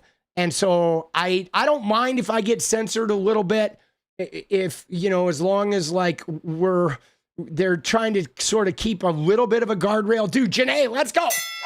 Oh, you know, but yeah, dude, it's gotten bad. I mean, you know, a lot of people are worried about Trump attacking them and shit, you know. Dude, so very anxious and scared today, broke down crying. Trump nuked housing and urban development among 45 others today, counting and applying for their help next week. My roof's a bit. Dude, Sparky, I'm sorry. Yeah, I would say, I guess, apply for it anyway, though, right? And just fucking, you know what I mean? Even if you don't get it, like, apply for it anyway and put that energy out there, dude. Something will fucking come around, dude. Victor Harshman, no kings. Bring your American flags. They're not going to let them take the country. Let's go. I think that's a great idea to bring the flags. Dude, let's go. Dude, let's go. Blaz, good to see you. Dude, Resistance Mondiale. Mondiale. Is that French? Resistance Mondiale. Global resistance. I don't know if I pronounced it right, but I do love the French, dude. Always had a thing for French women. Dude, I love the language too. Let's go. Janae, we the people. Let's go. Dude, and the French filmmaking. Oh, yeah, dude. Yeah. Keep telling your daughter how scared you are for their generation. You got to stop doing that. Yeah. Well, you know, yeah, I think, you know what I think, Gen X? Here's what I think. And I mean, I can't tell you how to parent, because obviously we all have to navigate that. But I think the kids, I think they know how scary it is. And in fact, it's even scarier because they're exposed to social media and all these new pressures at a younger age that we can't even relate to, right? So I mean, it's hard, you know, but I spend a lot of time, at least with my kid, is focusing on him knowing that he can, that like it's a difficult time. We're going through a lot. They've been exposed to a lot, but that he can do it. You know what I mean? It is like he can do it. And as long as he keeps showing up, you know, and it's hard though. Like they have, like, it's hard. I have trouble. I don't know about you, but I have trouble relating to the pressures that they're under because their fucking pressures are like so different. You know, Janae, our kids will never forget this year. Yeah, they probably not. I mean, the pandemic really seemed to hit them, you know, but yeah, though I don't have a daughter though. And Gen X, that's one of the things that I don't know how you process that, right? You know what I'm saying? Dude, Squallace, this gift never gets old. Let's go. I agree. Like Gen X, I got to give you like a huge, like, wow, because I don't know how people with daughters do it. Like, how do you parent a daughter when the fucking president is a rapist? You know what I'm saying? Like, how do you, like, every woman in America who's not a brainwashed Christian just feels the stink of rape and ignoring consent and dripping your second rate and you have no rights misogyny. Like, how do you even parent a young girl through that? I have no idea, especially if you're a woman. You're grappling to keep your head above water in that cesspool. You know what I'm saying? Dude. And I mean, the patriarchy is bad enough, but it's like, it's beyond the patriarchy. It's like the people running the country are abusers. Okay? The entire institutional leadership in America is abusers who don't believe in consent. Oh, Portland, you don't want the National Guard? Fuck you. We're giving you the National Guard. Whoa, we won the legal challenge. Well, now we're going to give you Texas's National Guard. Whoa, we won that legal challenge. Now they want to pull out some bullshit insurrectionist act. They want to strip us of consent and just ravage us. That's rape culture. That is abusers. Rapists are running the country and they want to grape us all. You know what I mean? In whatever way possible. It is literally rapists, dude. That's what it is. It is like, and women are hypersensitive to that shit, dude. You know, it's like, what the fuck, dude? I've never seen it so brutally clear. And what are they hiding? They're hiding the Epstein files. All right, we got to get in here, though. We got to talk about some of this shit. Because there's this shit right here, dude, that, like, I feel like we got to look in this, dude. All right? This is Michael Wolff, okay? This is Michael Wolff, okay? Now, why is this important, guys? Okay? Why is this Michael Wolff shit important? Because of that Pam Bondi Sheldon Whitehouse interaction that we had the other day, right? You remember Pam Bondi, Sheldon Whitehouse? Let's go watch this real quick. We'll get a quick refresher course. But this is cray. All right, you ready? Here we go.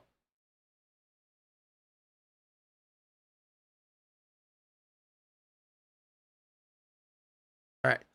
Oh, that's not the one.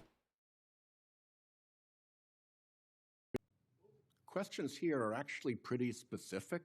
I'm completely to know, and we'll follow up with the QFR. And to the extent Patel wants to answer. All right, hold on. We got to find the one. Okay, here we go. When he sat before you?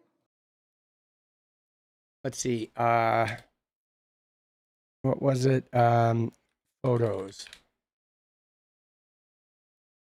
All right, here we go.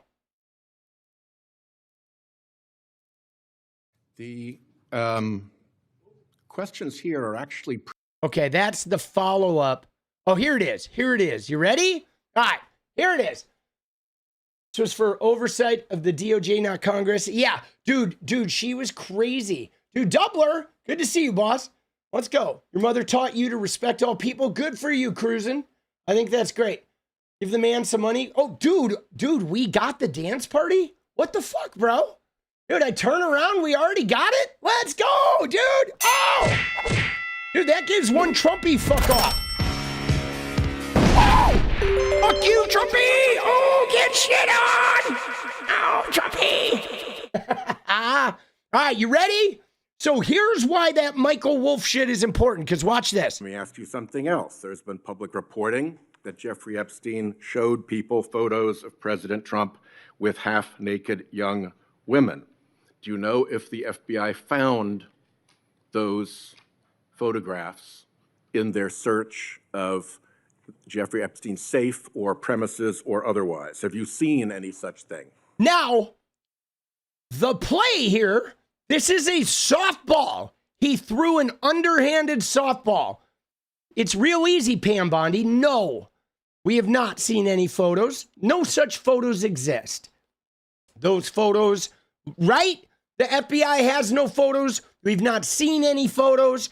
It's insulting that you're even saying there are, because nobody in the Department of Justice has ever encountered photos. Those don't exist. There is no such evidence. It's like real fucking simple, right? You know what I'm saying? Dude, dab hand. Sorry I'm late. Had to pick up the wife from work. Just wanted to say about the Qatari base. They're literally selling out our country from under us. You ain't wrong, boss. Right?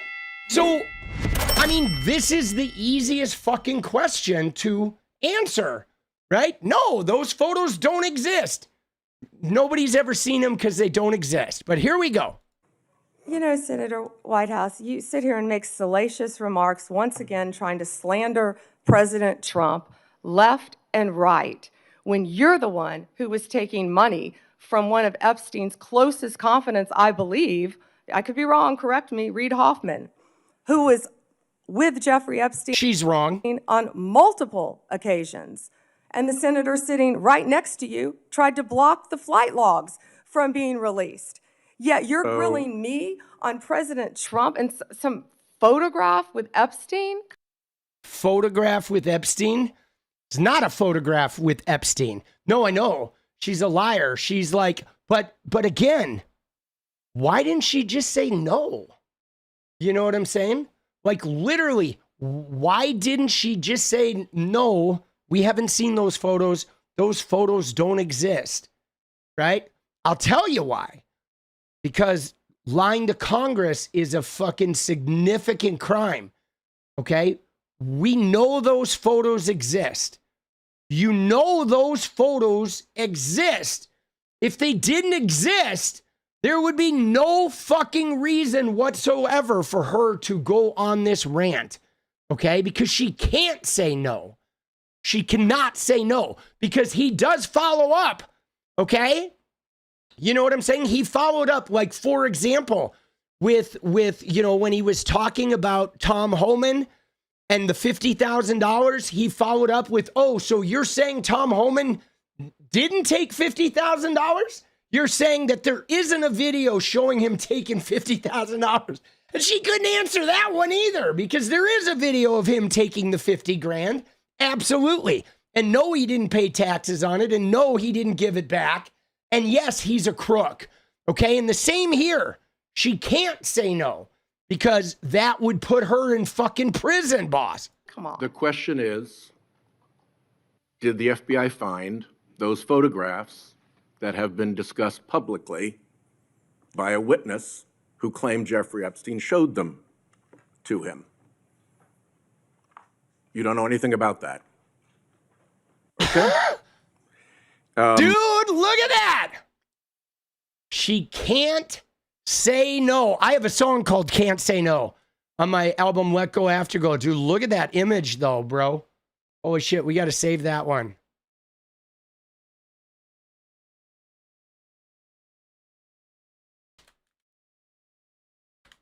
Bondi is screwed. Dude, right? So that's really important there. So now let's see what we got here. But let's just go back and let me just say, because what they're talking about, the pictures. Yep. The pictures are pictures. I am one of the people who has seen these pictures, and these are pictures that Jeffrey Epstein would take out of his safe and kind of display on his dining room table, almost as you would playing cards. This amused him to have these pictures. Okay, so Now, can I just say something here?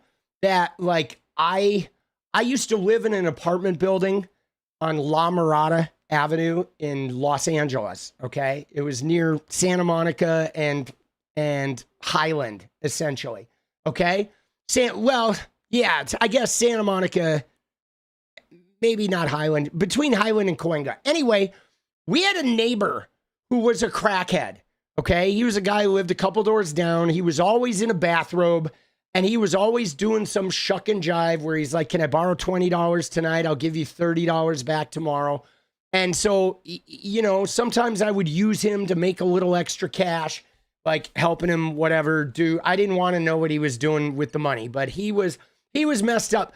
But he used to have Polaroids of like young girls, other crackheads that like he would probably, I don't know what stage of drug use they were, but they were like, you know, young girls. They weren't underage.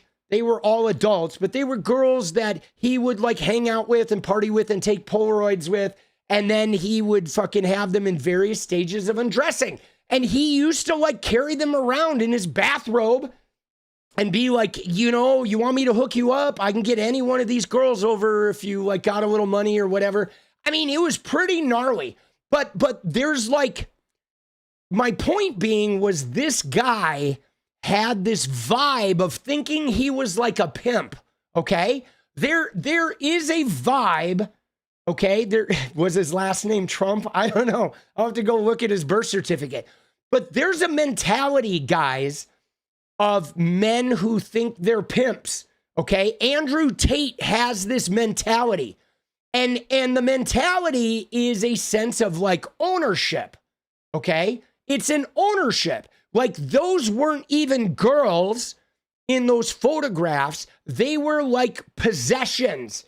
They were like a currency, okay? They were like a currency that this guy used to just feel like a man, okay? My point being is for the type of person that Epstein was, that was a power monger, right? He was like a little sort of awkward guy. He didn't look like much, but he took great power with billionaires. He was in rooms with the most powerful people in the world, and he somehow had more power than them in a way. So it very much tracks that Jeffrey Epstein would have those types of photos because it's currency. It's like, look at how much more powerful I am than Trump. Or look how much more powerful I am than Prince Andrew, right? You know what I mean? It's like, it very much tracks that Epstein would have that in a easily accessible thing like that, like Polaroids or whatever, small camera pictures. They're easy to just stash away. There's no digital file. You know what I'm saying? I mean, this story just makes so much sense from what I know about people that have those types of power issues, you know? It just does. Michael, I want you to set the scene for us. So what time of day is it? Where is the safe? Does he bring them out in a manila folder? Are they in an envelope? Are they in an album? Does it look like his birthday album?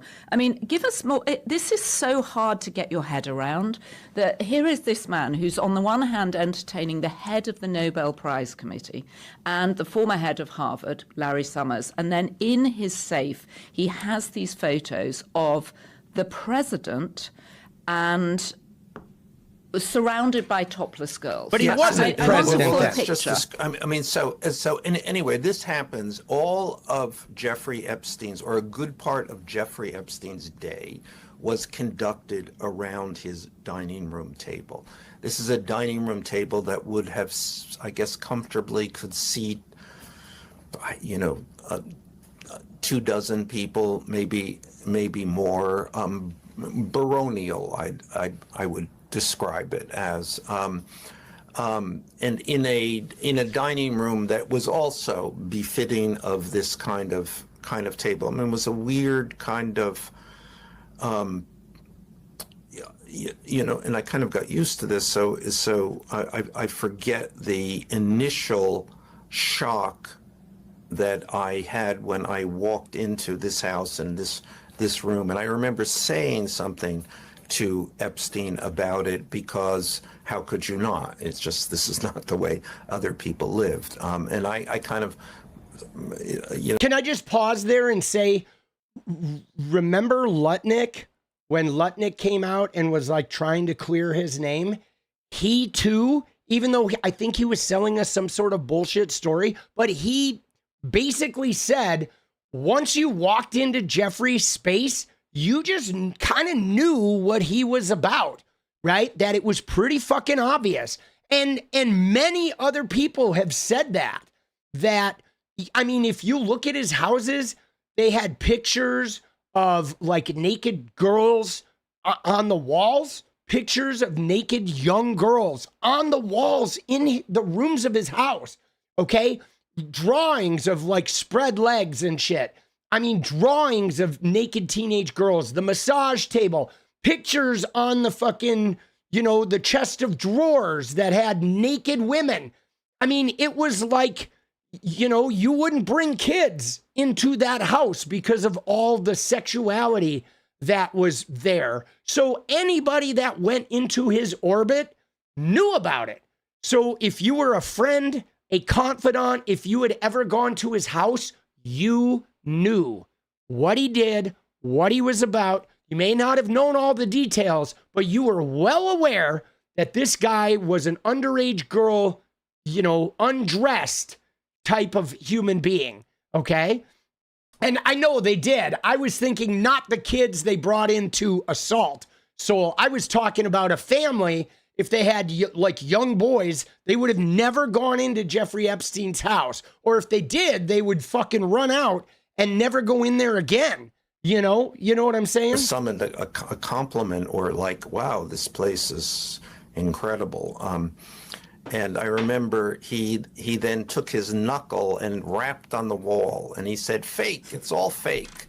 And I'm reminding people that you were there at his invitation because he wanted you to write a book about him. Yes. So you ended up spending some time with him because he'd said, just come and hang out at my house. I just want to set the table, as it were, metaphorically, so people understand why you were there. Yeah, no, exactly, and thank you. But then our conversation rolled on into starting in 2015 and then into 2016, when Trump became what many people obviously were talking about because he was running for president. But see, it's important to note that Trump wasn't the president.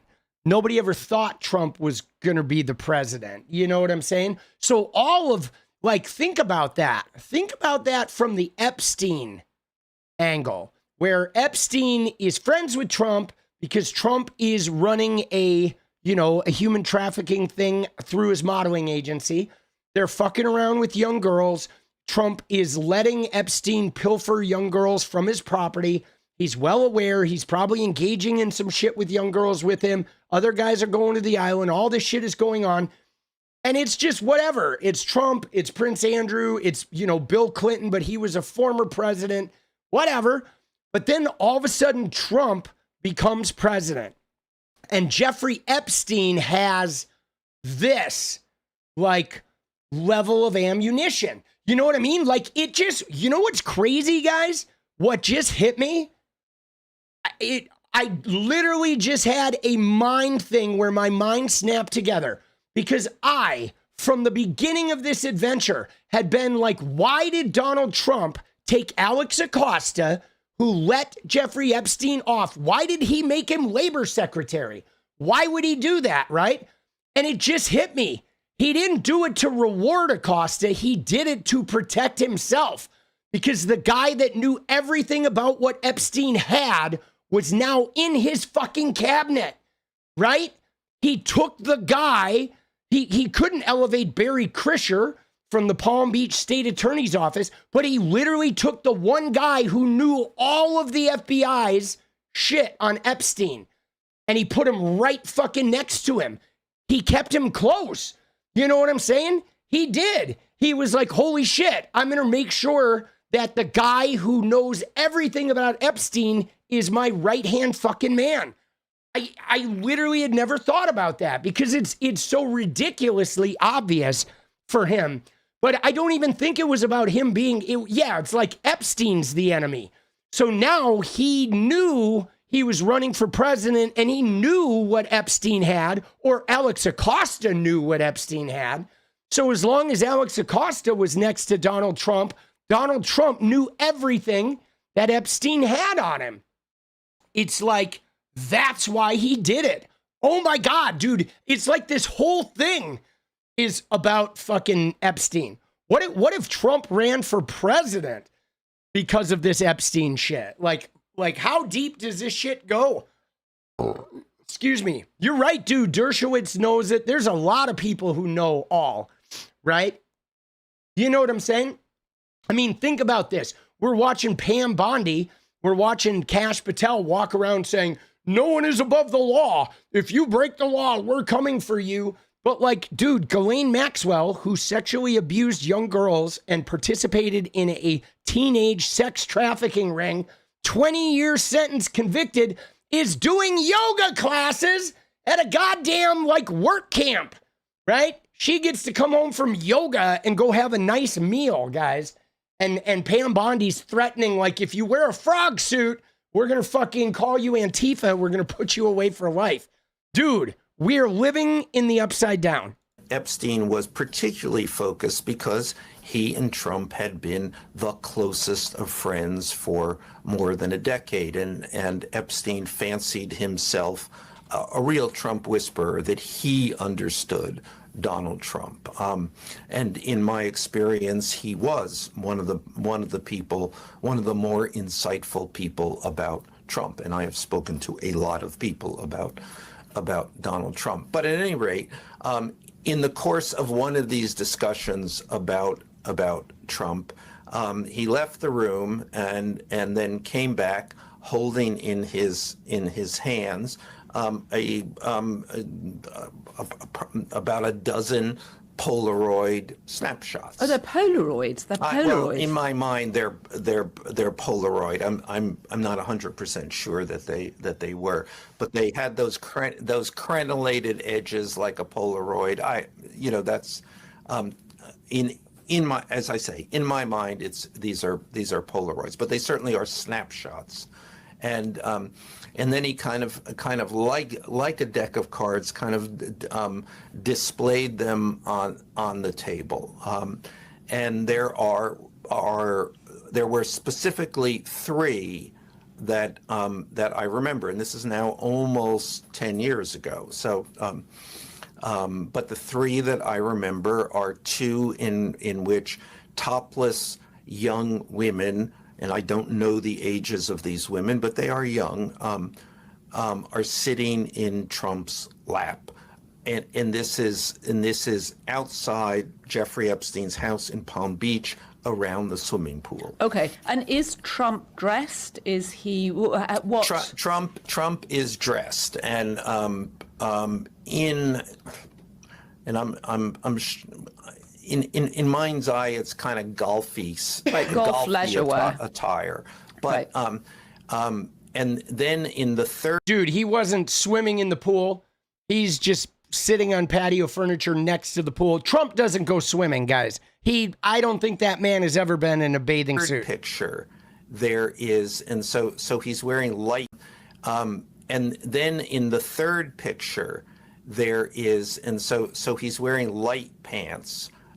There is or tannish pants, and there's a stain on the front of his trousers, and the girls, four or five, as I remember, are pointing at the stain and laughing, and that is what I remember. And see, that's just a really specific fucking detail and like, you know what I mean?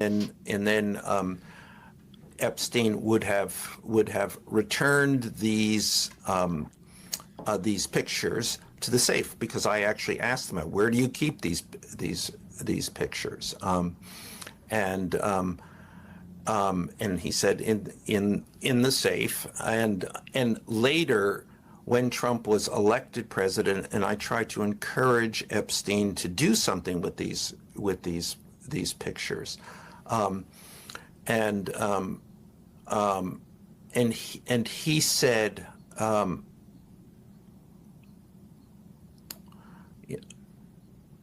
I can't now. I may be such and such, but I'm not crazy, implying that he had some reason to fear the wrath of Donald Trump. And by stain and everybody laughing, are we assuming that Donald Trump was eating a sandwich and somehow mayonnaise slipped out and stained his pants? I don't know. I can't. I'm not making any assumptions here, and I don't want to say more than I know. I do not know, for instance, that these photographs were in the safe when the FBI raided Jeffrey Epstein's house in July of 2019. Is it reasonable that they might have been? Absolutely. I mean, on several occasions, we discuss where he kept those photographs in the safe. And that was the question that Senator Whitehouse was asking Pam Bondi. Do you know about these pictures? Have you seen these pictures? What is the status We just of this? watched that. Yeah, just trying to get information. And again, that was the situation where Pam Bondi just couldn't say no.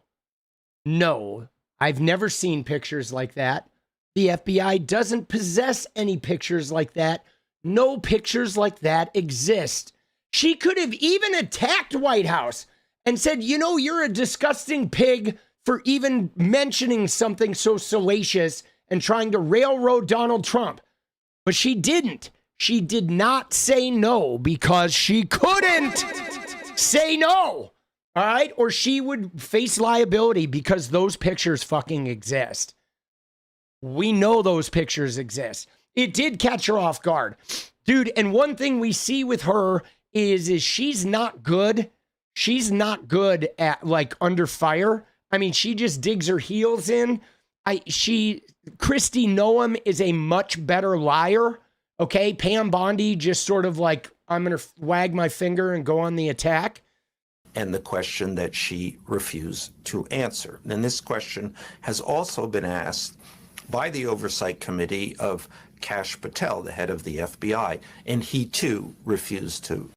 See, that's crazy that 𝗙cie Patel refused to answer too. I genuinely think there is something wrong with him. Yeah, we all do, 𝗙ecie. Dude, so there's the birthday book thing. I want to see the 𝗙cie Patel fucking like thing.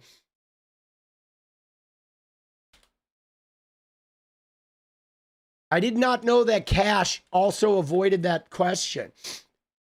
Dude, Pritzker's great. Dude, let me just tell you this. I'm not going to say that Pritzker, he's a billionaire. I don't trust any billionaires. There's no such thing as a good fucking billionaire. But he's fighting the fight and he's using his power for good. And so I can respect that because he's got a lot of power and he seems to be wanting to use it for good. So I'm going to, you know, I'm not going to love him, but I do like him. And dude, I want to say something else though, because we talked about Katie Porter last night. And I talked to you a little bit about Katie Porter and the situation in the Democratic Party of her leaving Congress and running against Adam Schiff and how I thought that was a mistake and it may have jeopardized her standing in the Democratic Party. But can I just say that like everywhere I look right now, the right wingers are going after Katie Porter. They are attacking her so hard. They're really scared of her winning the California governorship. And so, dude, I might actually help her win, dude. You know what I'm saying? There's something going on, okay? There is something going on where they are like, it's been a while since I've seen that type of smear campaign. Like I saw some shit in the New York Post, like she dumped scalding pasta on her husband 25 years ago or whatever. And I was like, bro, what the fuck is going on, dude? They are digging deep. Dude, they are like, we're going to look into Katie Porter. I'm going to fucking get into that shit. I know, dude. Dude, if he was a fucking domestic abuser, let it roll. But all right, let's see. We're gonna fucking delve in there.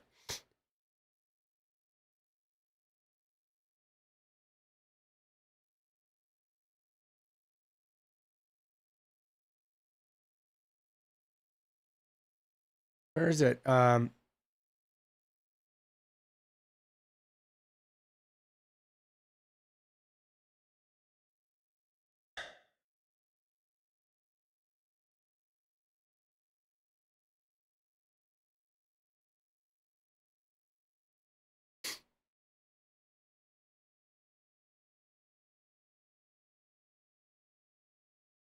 Dude, there's got to be a clip in here somewhere.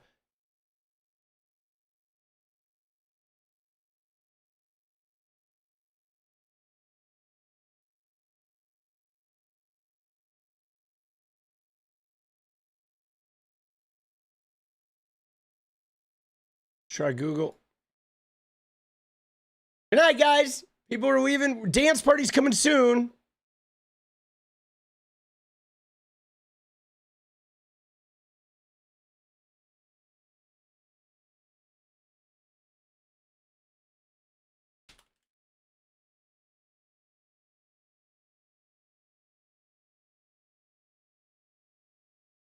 Dude, I could vote for Pritzker for president.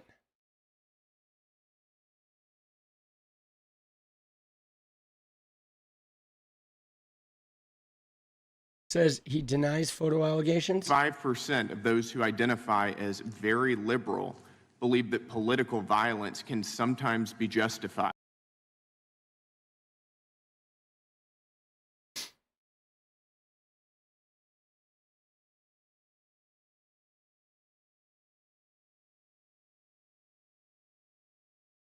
Dude, yeah, dude, fucking AI in general sucks. I'll have to dig it up. I don't know where it is, but dude, isn't that wild?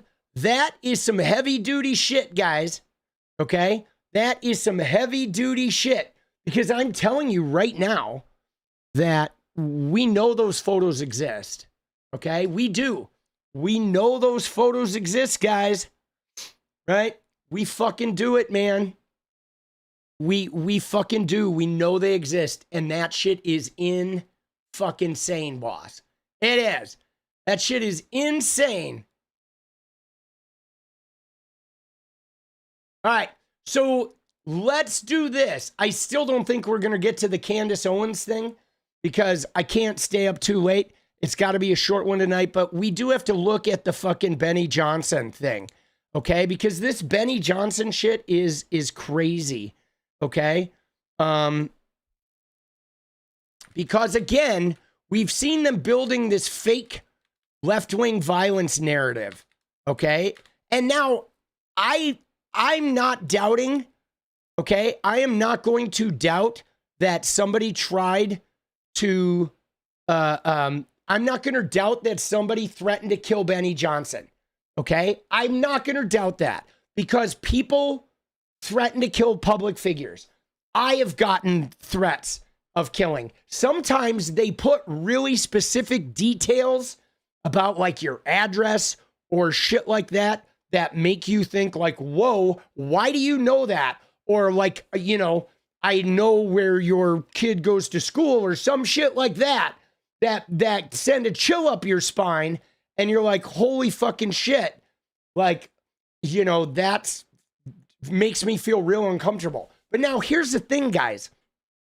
First off, this is not a left-wing thing, okay? If you look at libs of TikTok, okay, I did a thing. Can I show you? I did a thing earlier today where I asked Grok. Oh, hold on. Let me find the thing.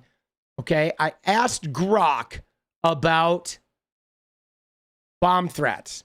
Okay. And here was the question I asked Grok. Okay, it was this one. Let me find it. Give me a minute. I know it's in here, but it was this.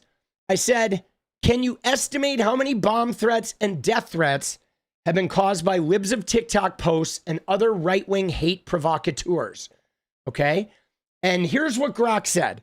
Grok said, estimating the exact number of bomb threats and death threats incited by specific social media accounts like libs of TikTok run by 𝗲𝗡𝗏 or other right-wing influencers is challenging. Many incidents go unreported to avoid further escalation, and causation is often inferred from timing, posts followed closely by threats, rather than direct proof. However, investigative reports from outlets like USA Today, NBC News, and Media Matters, along with analyses from groups like the Task Force Butler Institute and Advanced Democracy, Inc., have documented patterns of stochastic terrorism, where inflammatory rhetoric mobilizes followers to act violently. Now, remember, 𝗲𝗡𝗏𝗧 from libs of TikTok used to hold a paper that called her a stochastic terrorist, and she was like so proud of it. Matt Walsh used to use that in his fucking bio. They loved being called stochastic terrorists, okay? These sources represent a range of perspectives, including mainstream media, LGBTQ plus advocacy groups, and academic researchers, etc., to avoid bias. So they have this information from a lot of different sources. But here we go. It says, key findings on libs of TikTok. With over 3 million followers as of 2025, frequently amplifies anti-LGBTQ stuff, frequently lies, okay, labeling educators as groomers, leading to doxing and threats against schools, hospitals, libraries, and individuals. A consistent pattern emerged starting in 2022. A post goes viral, followed by harassment, death threats, and bomb threats within hours or days. All right, at least 21 documented bomb threats have been directly linked to its post across 20 states since 2022. Media Matters identified over 30 possible incidents, including at least 25 bomb threats targeting schools and libraries since 2023 alone. NBC News documented 20 bomb threats as part of 33 violent threats since November 2020, with at least 3 leading to criminal charges against 9 individuals. This is from libs of TikTok alone, okay? The Task Force Butler Institute estimated 66 harassment or threat incidents, including death threats, stemming from over 280 doxings between April and November of 2022. Guys, that was in 7 months. Okay, USA Today verified more than 24 bomb death and other threats over 2 years, with spikes in school-related cases, at least 12 documented. Boston's Children's Hospital, multiple death threats and a bomb threat after false claims of child hysterectomies. 1 caller was arrested. Ellen Middle School in Tulsa, 4 bomb threats to the school and librarian's home after an edited video post, threats to bomb every school in the district. Red Oak Elementary, Illinois, September 2023, 3 bomb threats in 4 days, forcing 2 evacuations after a post about a pride flag.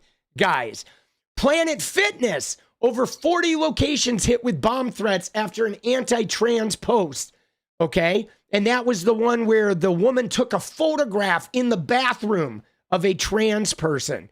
Okay, Waukesha Middle School in Wisconsin, 4 bomb threats in a week after targeting a teacher. This is just from libs of TikTok. And a lot of these are targeting individuals too, guys. Okay, like individual teachers, and many times the posts are lies. These incidents have led to evacuations, heightened security, job losses for educators, and at least 1 arrest tied to the account's influence. Okay, so gnarly. Now, here's what's crazy. Now, let's read on. Data is sparser for broader right-wing hate provocateurs. For example, accounts like Gays Against Groomers, Matt Walsh, or Charlie Kirk's Turning Point USA, as most reporting focuses on libs of TikTok due to its scale. However, similar patterns exist. Far-right influencers have been linked to threats against LGBTQ venues and providers, contributing to a national uptick. For instance, posts amplifying groomer rhetoric preceded the 2022 Q Club shooting in Colorado Springs, where the shooter echoed online hate. The Southern Poverty Law Center notes coordinated harassment campaigns against schools and hospitals with bomb threats in at least a dozen cases tied to multiple accounts. Charlie Kirk's posts have incited threats against professors and events. And we watched 𝗙ecie, right? 𝗙ecie Patton, I believe her name is, who was one of the professors targeted, a black woman. She went into this, okay? 40 academics facing firings or harassment in fall of 2025 after Charlie Kirk's Professor Hitless anti-woke campaigns. But specific bomb and death threat counts are lower, around 5 to 10 documented in recent reports, often overlapping with broader MAGA rhetoric. Overall, these accounts collectively fuel hundreds of annual threats per Human Rights Campaign data, with bomb threats numbering in the low dozens beyond libs of TikTok. Okay, based on aggregated reports, at least 50 or 60 bomb threats linked to libs and similar accounts since 2022, with underreporting likely pushing the true figure higher. Vice News found 11 unreported school threats and one 2023 survey of 42 targets. Hundreds of death threats documented, 66 plus from one 6-month 2022 period alone, from April to November, often bundled with doxing and harassment affecting thousands of targets like teachers and healthcare workers. The rhetoric has real-world costs, including disrupted education, etc., but it's worth noting defenders like Tucker Carlson argue the accounts merely expose issues without inciting violence. All right, fuck Tucker Carlson. But the point being, dude, hundreds, okay, have come from the right-wingers for years. Okay, now, the reason I went into this is because all of these guys have participated in this bomb threat, death threat, doxing, harassment culture. Now, that doesn't mean Benny deserves death threats. No, by no means does he deserve death threats, but we get them. But they've been doing content that has literally caused them, specifically trying to cause them, and then they're proud of this when it happens. Okay, but now the minute it happens to Benny, he's having a meeting with the Attorney General. And it's like, well, wait a second. Why are there hundreds and thousands coming from the right, but no meeting with the Attorney General? Pam Bondi's not talking about all those that happened to us. I've gotten several this year alone. Okay, you know what I'm saying? Like, dude, we've had fucking, Minnesota lawmakers got executed in their homes by a fucking guy, a right-winger wearing a mask, okay? The point being, though, guys, is this is about Virginia, okay? This is about Virginia. They're going to ramp up this left-wing terrorism, Antifa terrorism. I got a bomb threat. They're threatening to kill my kids. Pam Bondi, they're going to do the song and dance. And then Benny, within an hour, he made a video talking about Jay Jones, about, his fucking whatever offhanded text from a couple years ago where he made some really like poor choices with some color commentary. That was like, he didn't directly threaten anyone, and he didn't actually say what they're trying to say he said, but he did sort of say like, he did say that like, if violence happened to these people, a lot of people wouldn't really care, right? Because some of these super toxic fucking Republicans. But anyway, the point being is that this is an op, okay? They are now doing ops to try and affect elections because Democrats are winning. We're flipping seats in Iowa, in Michigan, in Pennsylvania. We just flipped a mayor of Fairbanks, Alaska. Democrats are cleaning up. They're cooking. We're going to win back the House if we do our work. But these guys are they're creating an op. Watch this.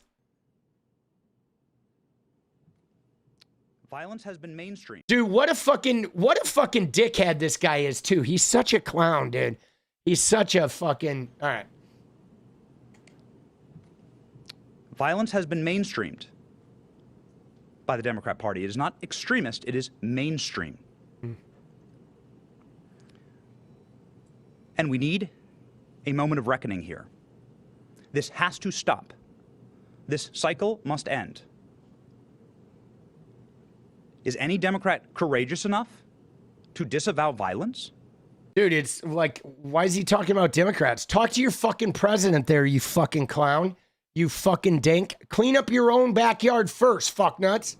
To call for individuals that espouse these things, like what happened to my family, or what's happening in Virginia. What's happening to to call for everybody? those kind of candidates to step down. He mentioned Virginia. Will Democrats vote for that? Because if you're voting for that, then implicitly you're encouraging it. Dude, fuck you, Benny. You voted for Trump. You encourage rape, fucking pussy grabbing, fucking using the terms vermin, harming immigrants, hating women, hating trans people, fucking openly calling for violence, 7 shotguns in fucking people's faces, Second Amendmenting Hillary Clinton. Fuck you, Benny, you fucking piece of fucking shit. Dude, we ain't turning down the temperature at all until you fucking control Trump. We're turning it to 11. Fuck you, Benny. You're endorsing it.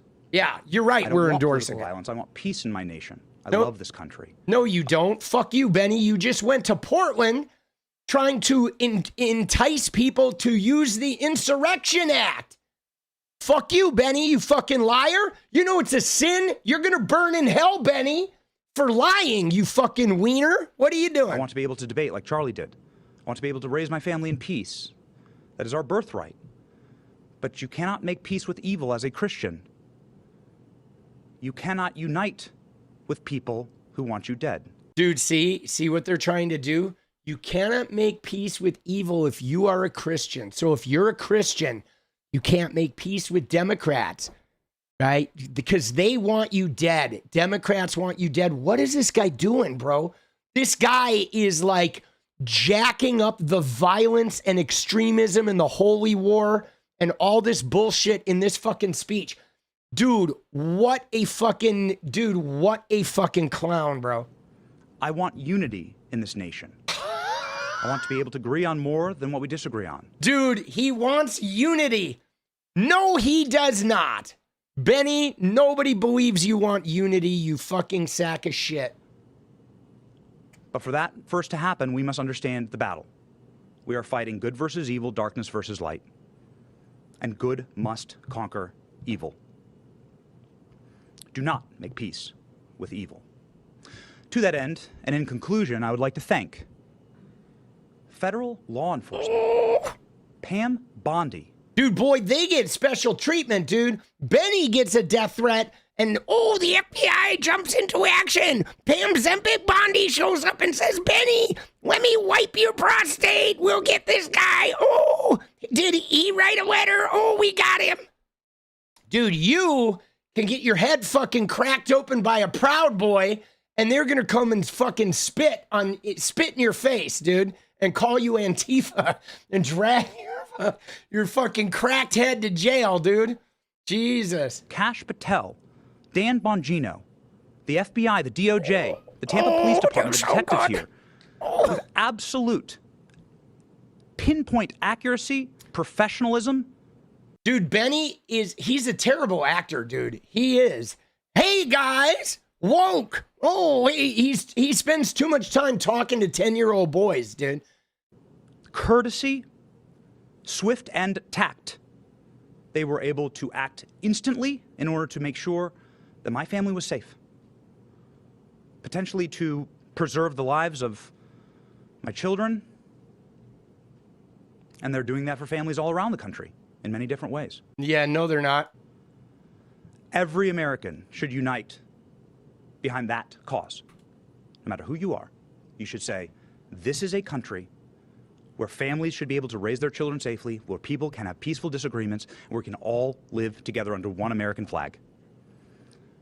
I just want to profoundly thank the Trump administration and federal law enforcement and local law enforcement for saving my family. Fuck you, Benny. Dude, look at this shit. See, I don't think this was even a credible threat, guys. My son Bryce is in the chat from fucking NYC. Oh my God. There he is. There's Bryce. He's right there on that fucking dude. Dude, what a fucking clown. Dude, but anyway, wait, let me just show you after this. We got 15 seconds and I'll show you. I will never forget it. It is the greatest goodness that has ever been done to me. And that is a thing that every American can get behind. the Trump administration making America safe again. Dude, fuck you, Benny. Dude.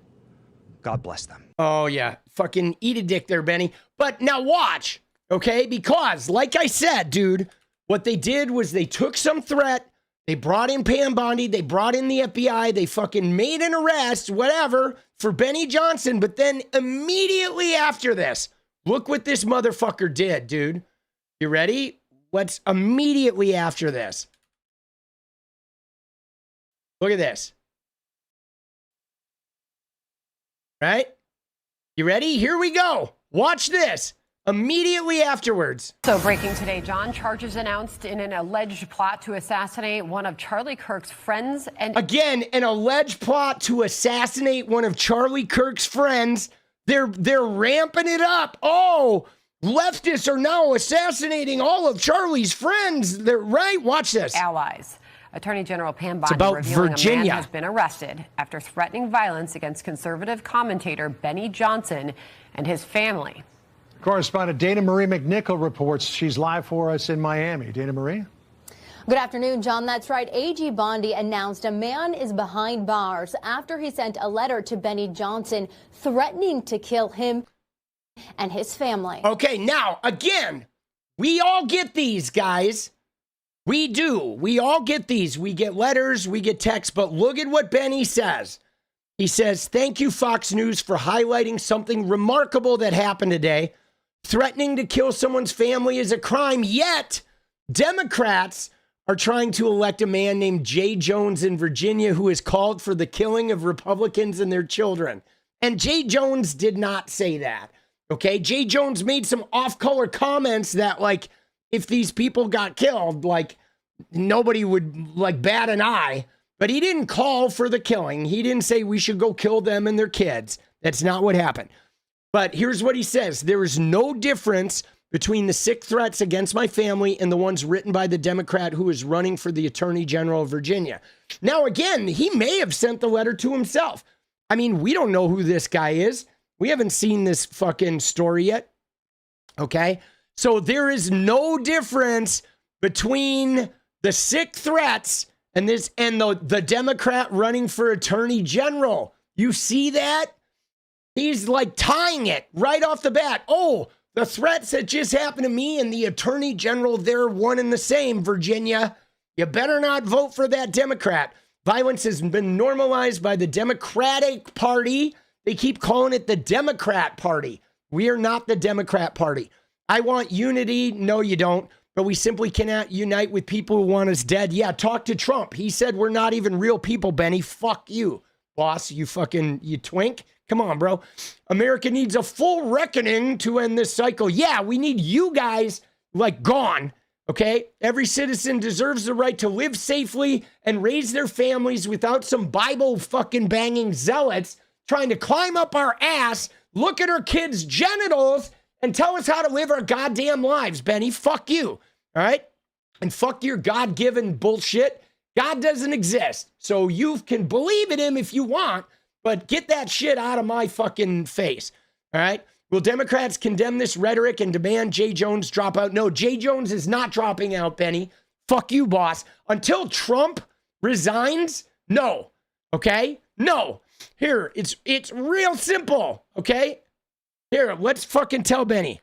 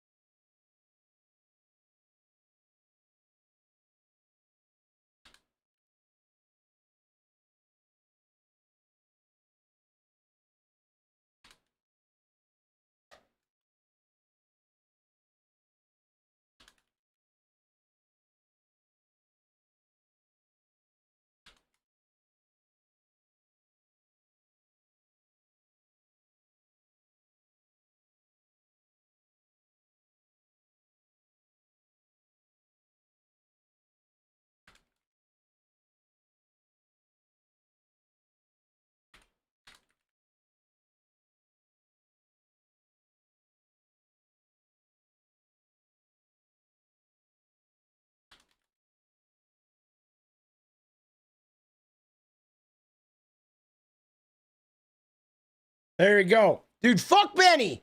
Dude, the fucking closeted weirdo. Fucking humping his Bible.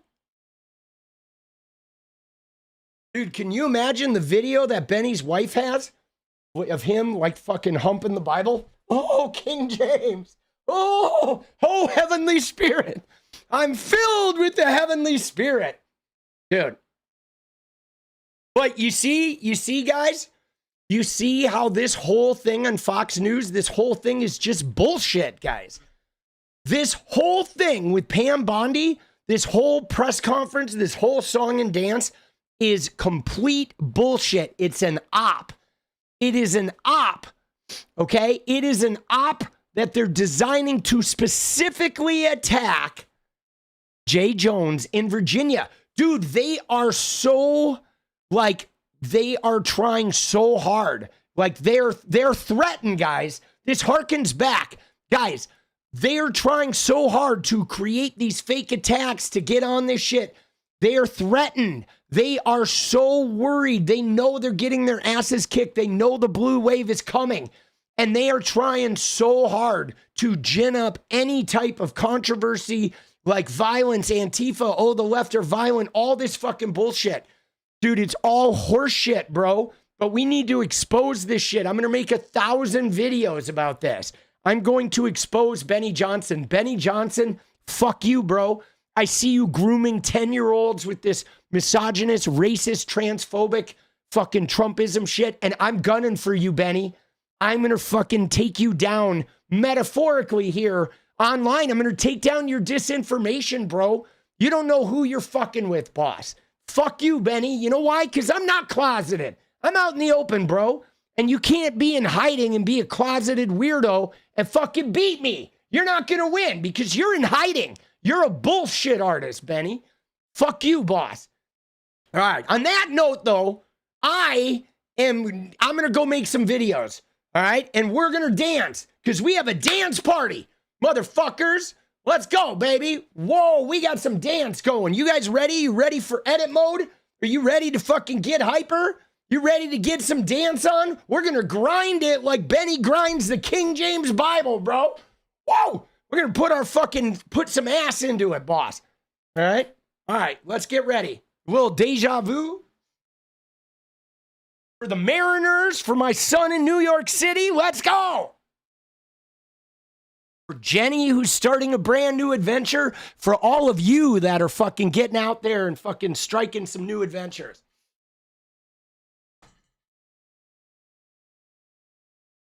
All right. Fucking go, baby. Dude, I'm hyped.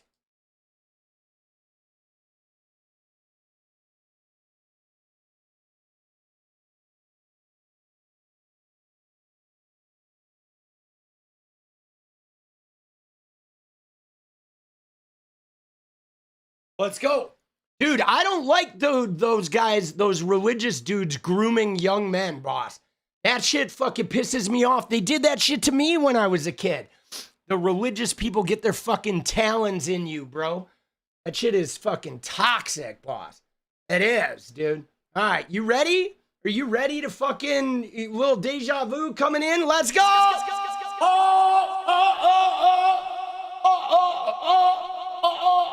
We are gonna cut a rug, motherfuckers. Let's go. Little deja vu from our Swedish buddy Stefan Carlin. Oh!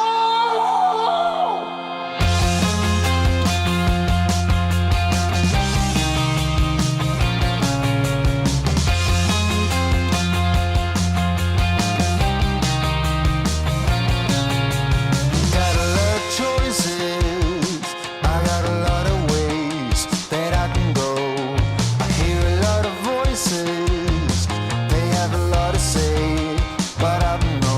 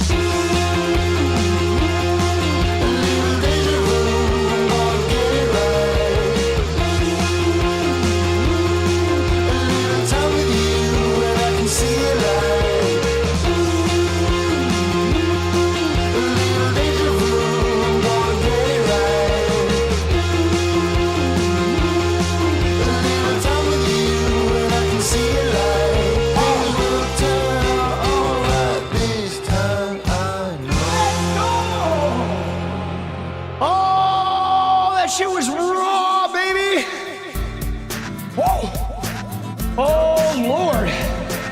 Dude, that shit was powerful, bro. Oh. Let's go.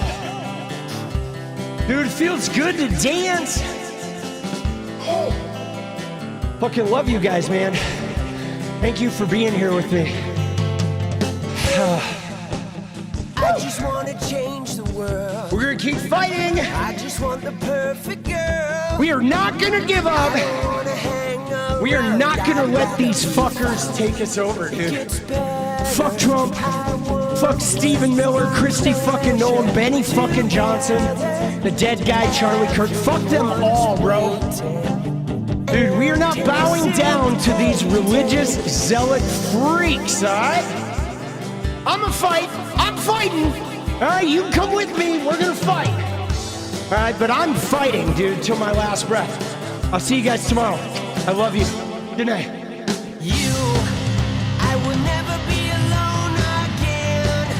I'm immune to the things they said. My heart's unbreaking. You're radiant truth. I know that you will understand because I finally found myself. My heart's unbreaking. You're radiant. Hey, I just want to change the world, but I'm not gonna wait my turn. I don't ever want to come down, I'd rather be found. It gets better, I wonder, my pleasure together. Everyone's waiting, anticipating.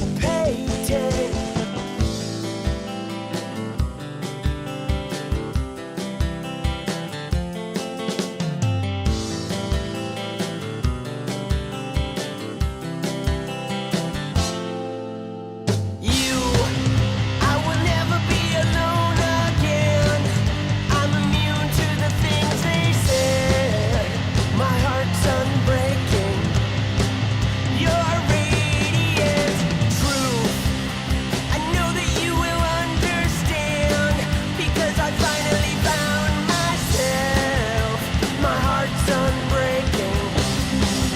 You're radiant. You're radiant.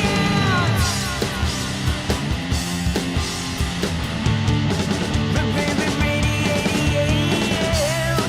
in my world.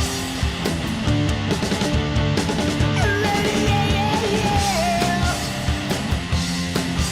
Hey, I'm gonna go.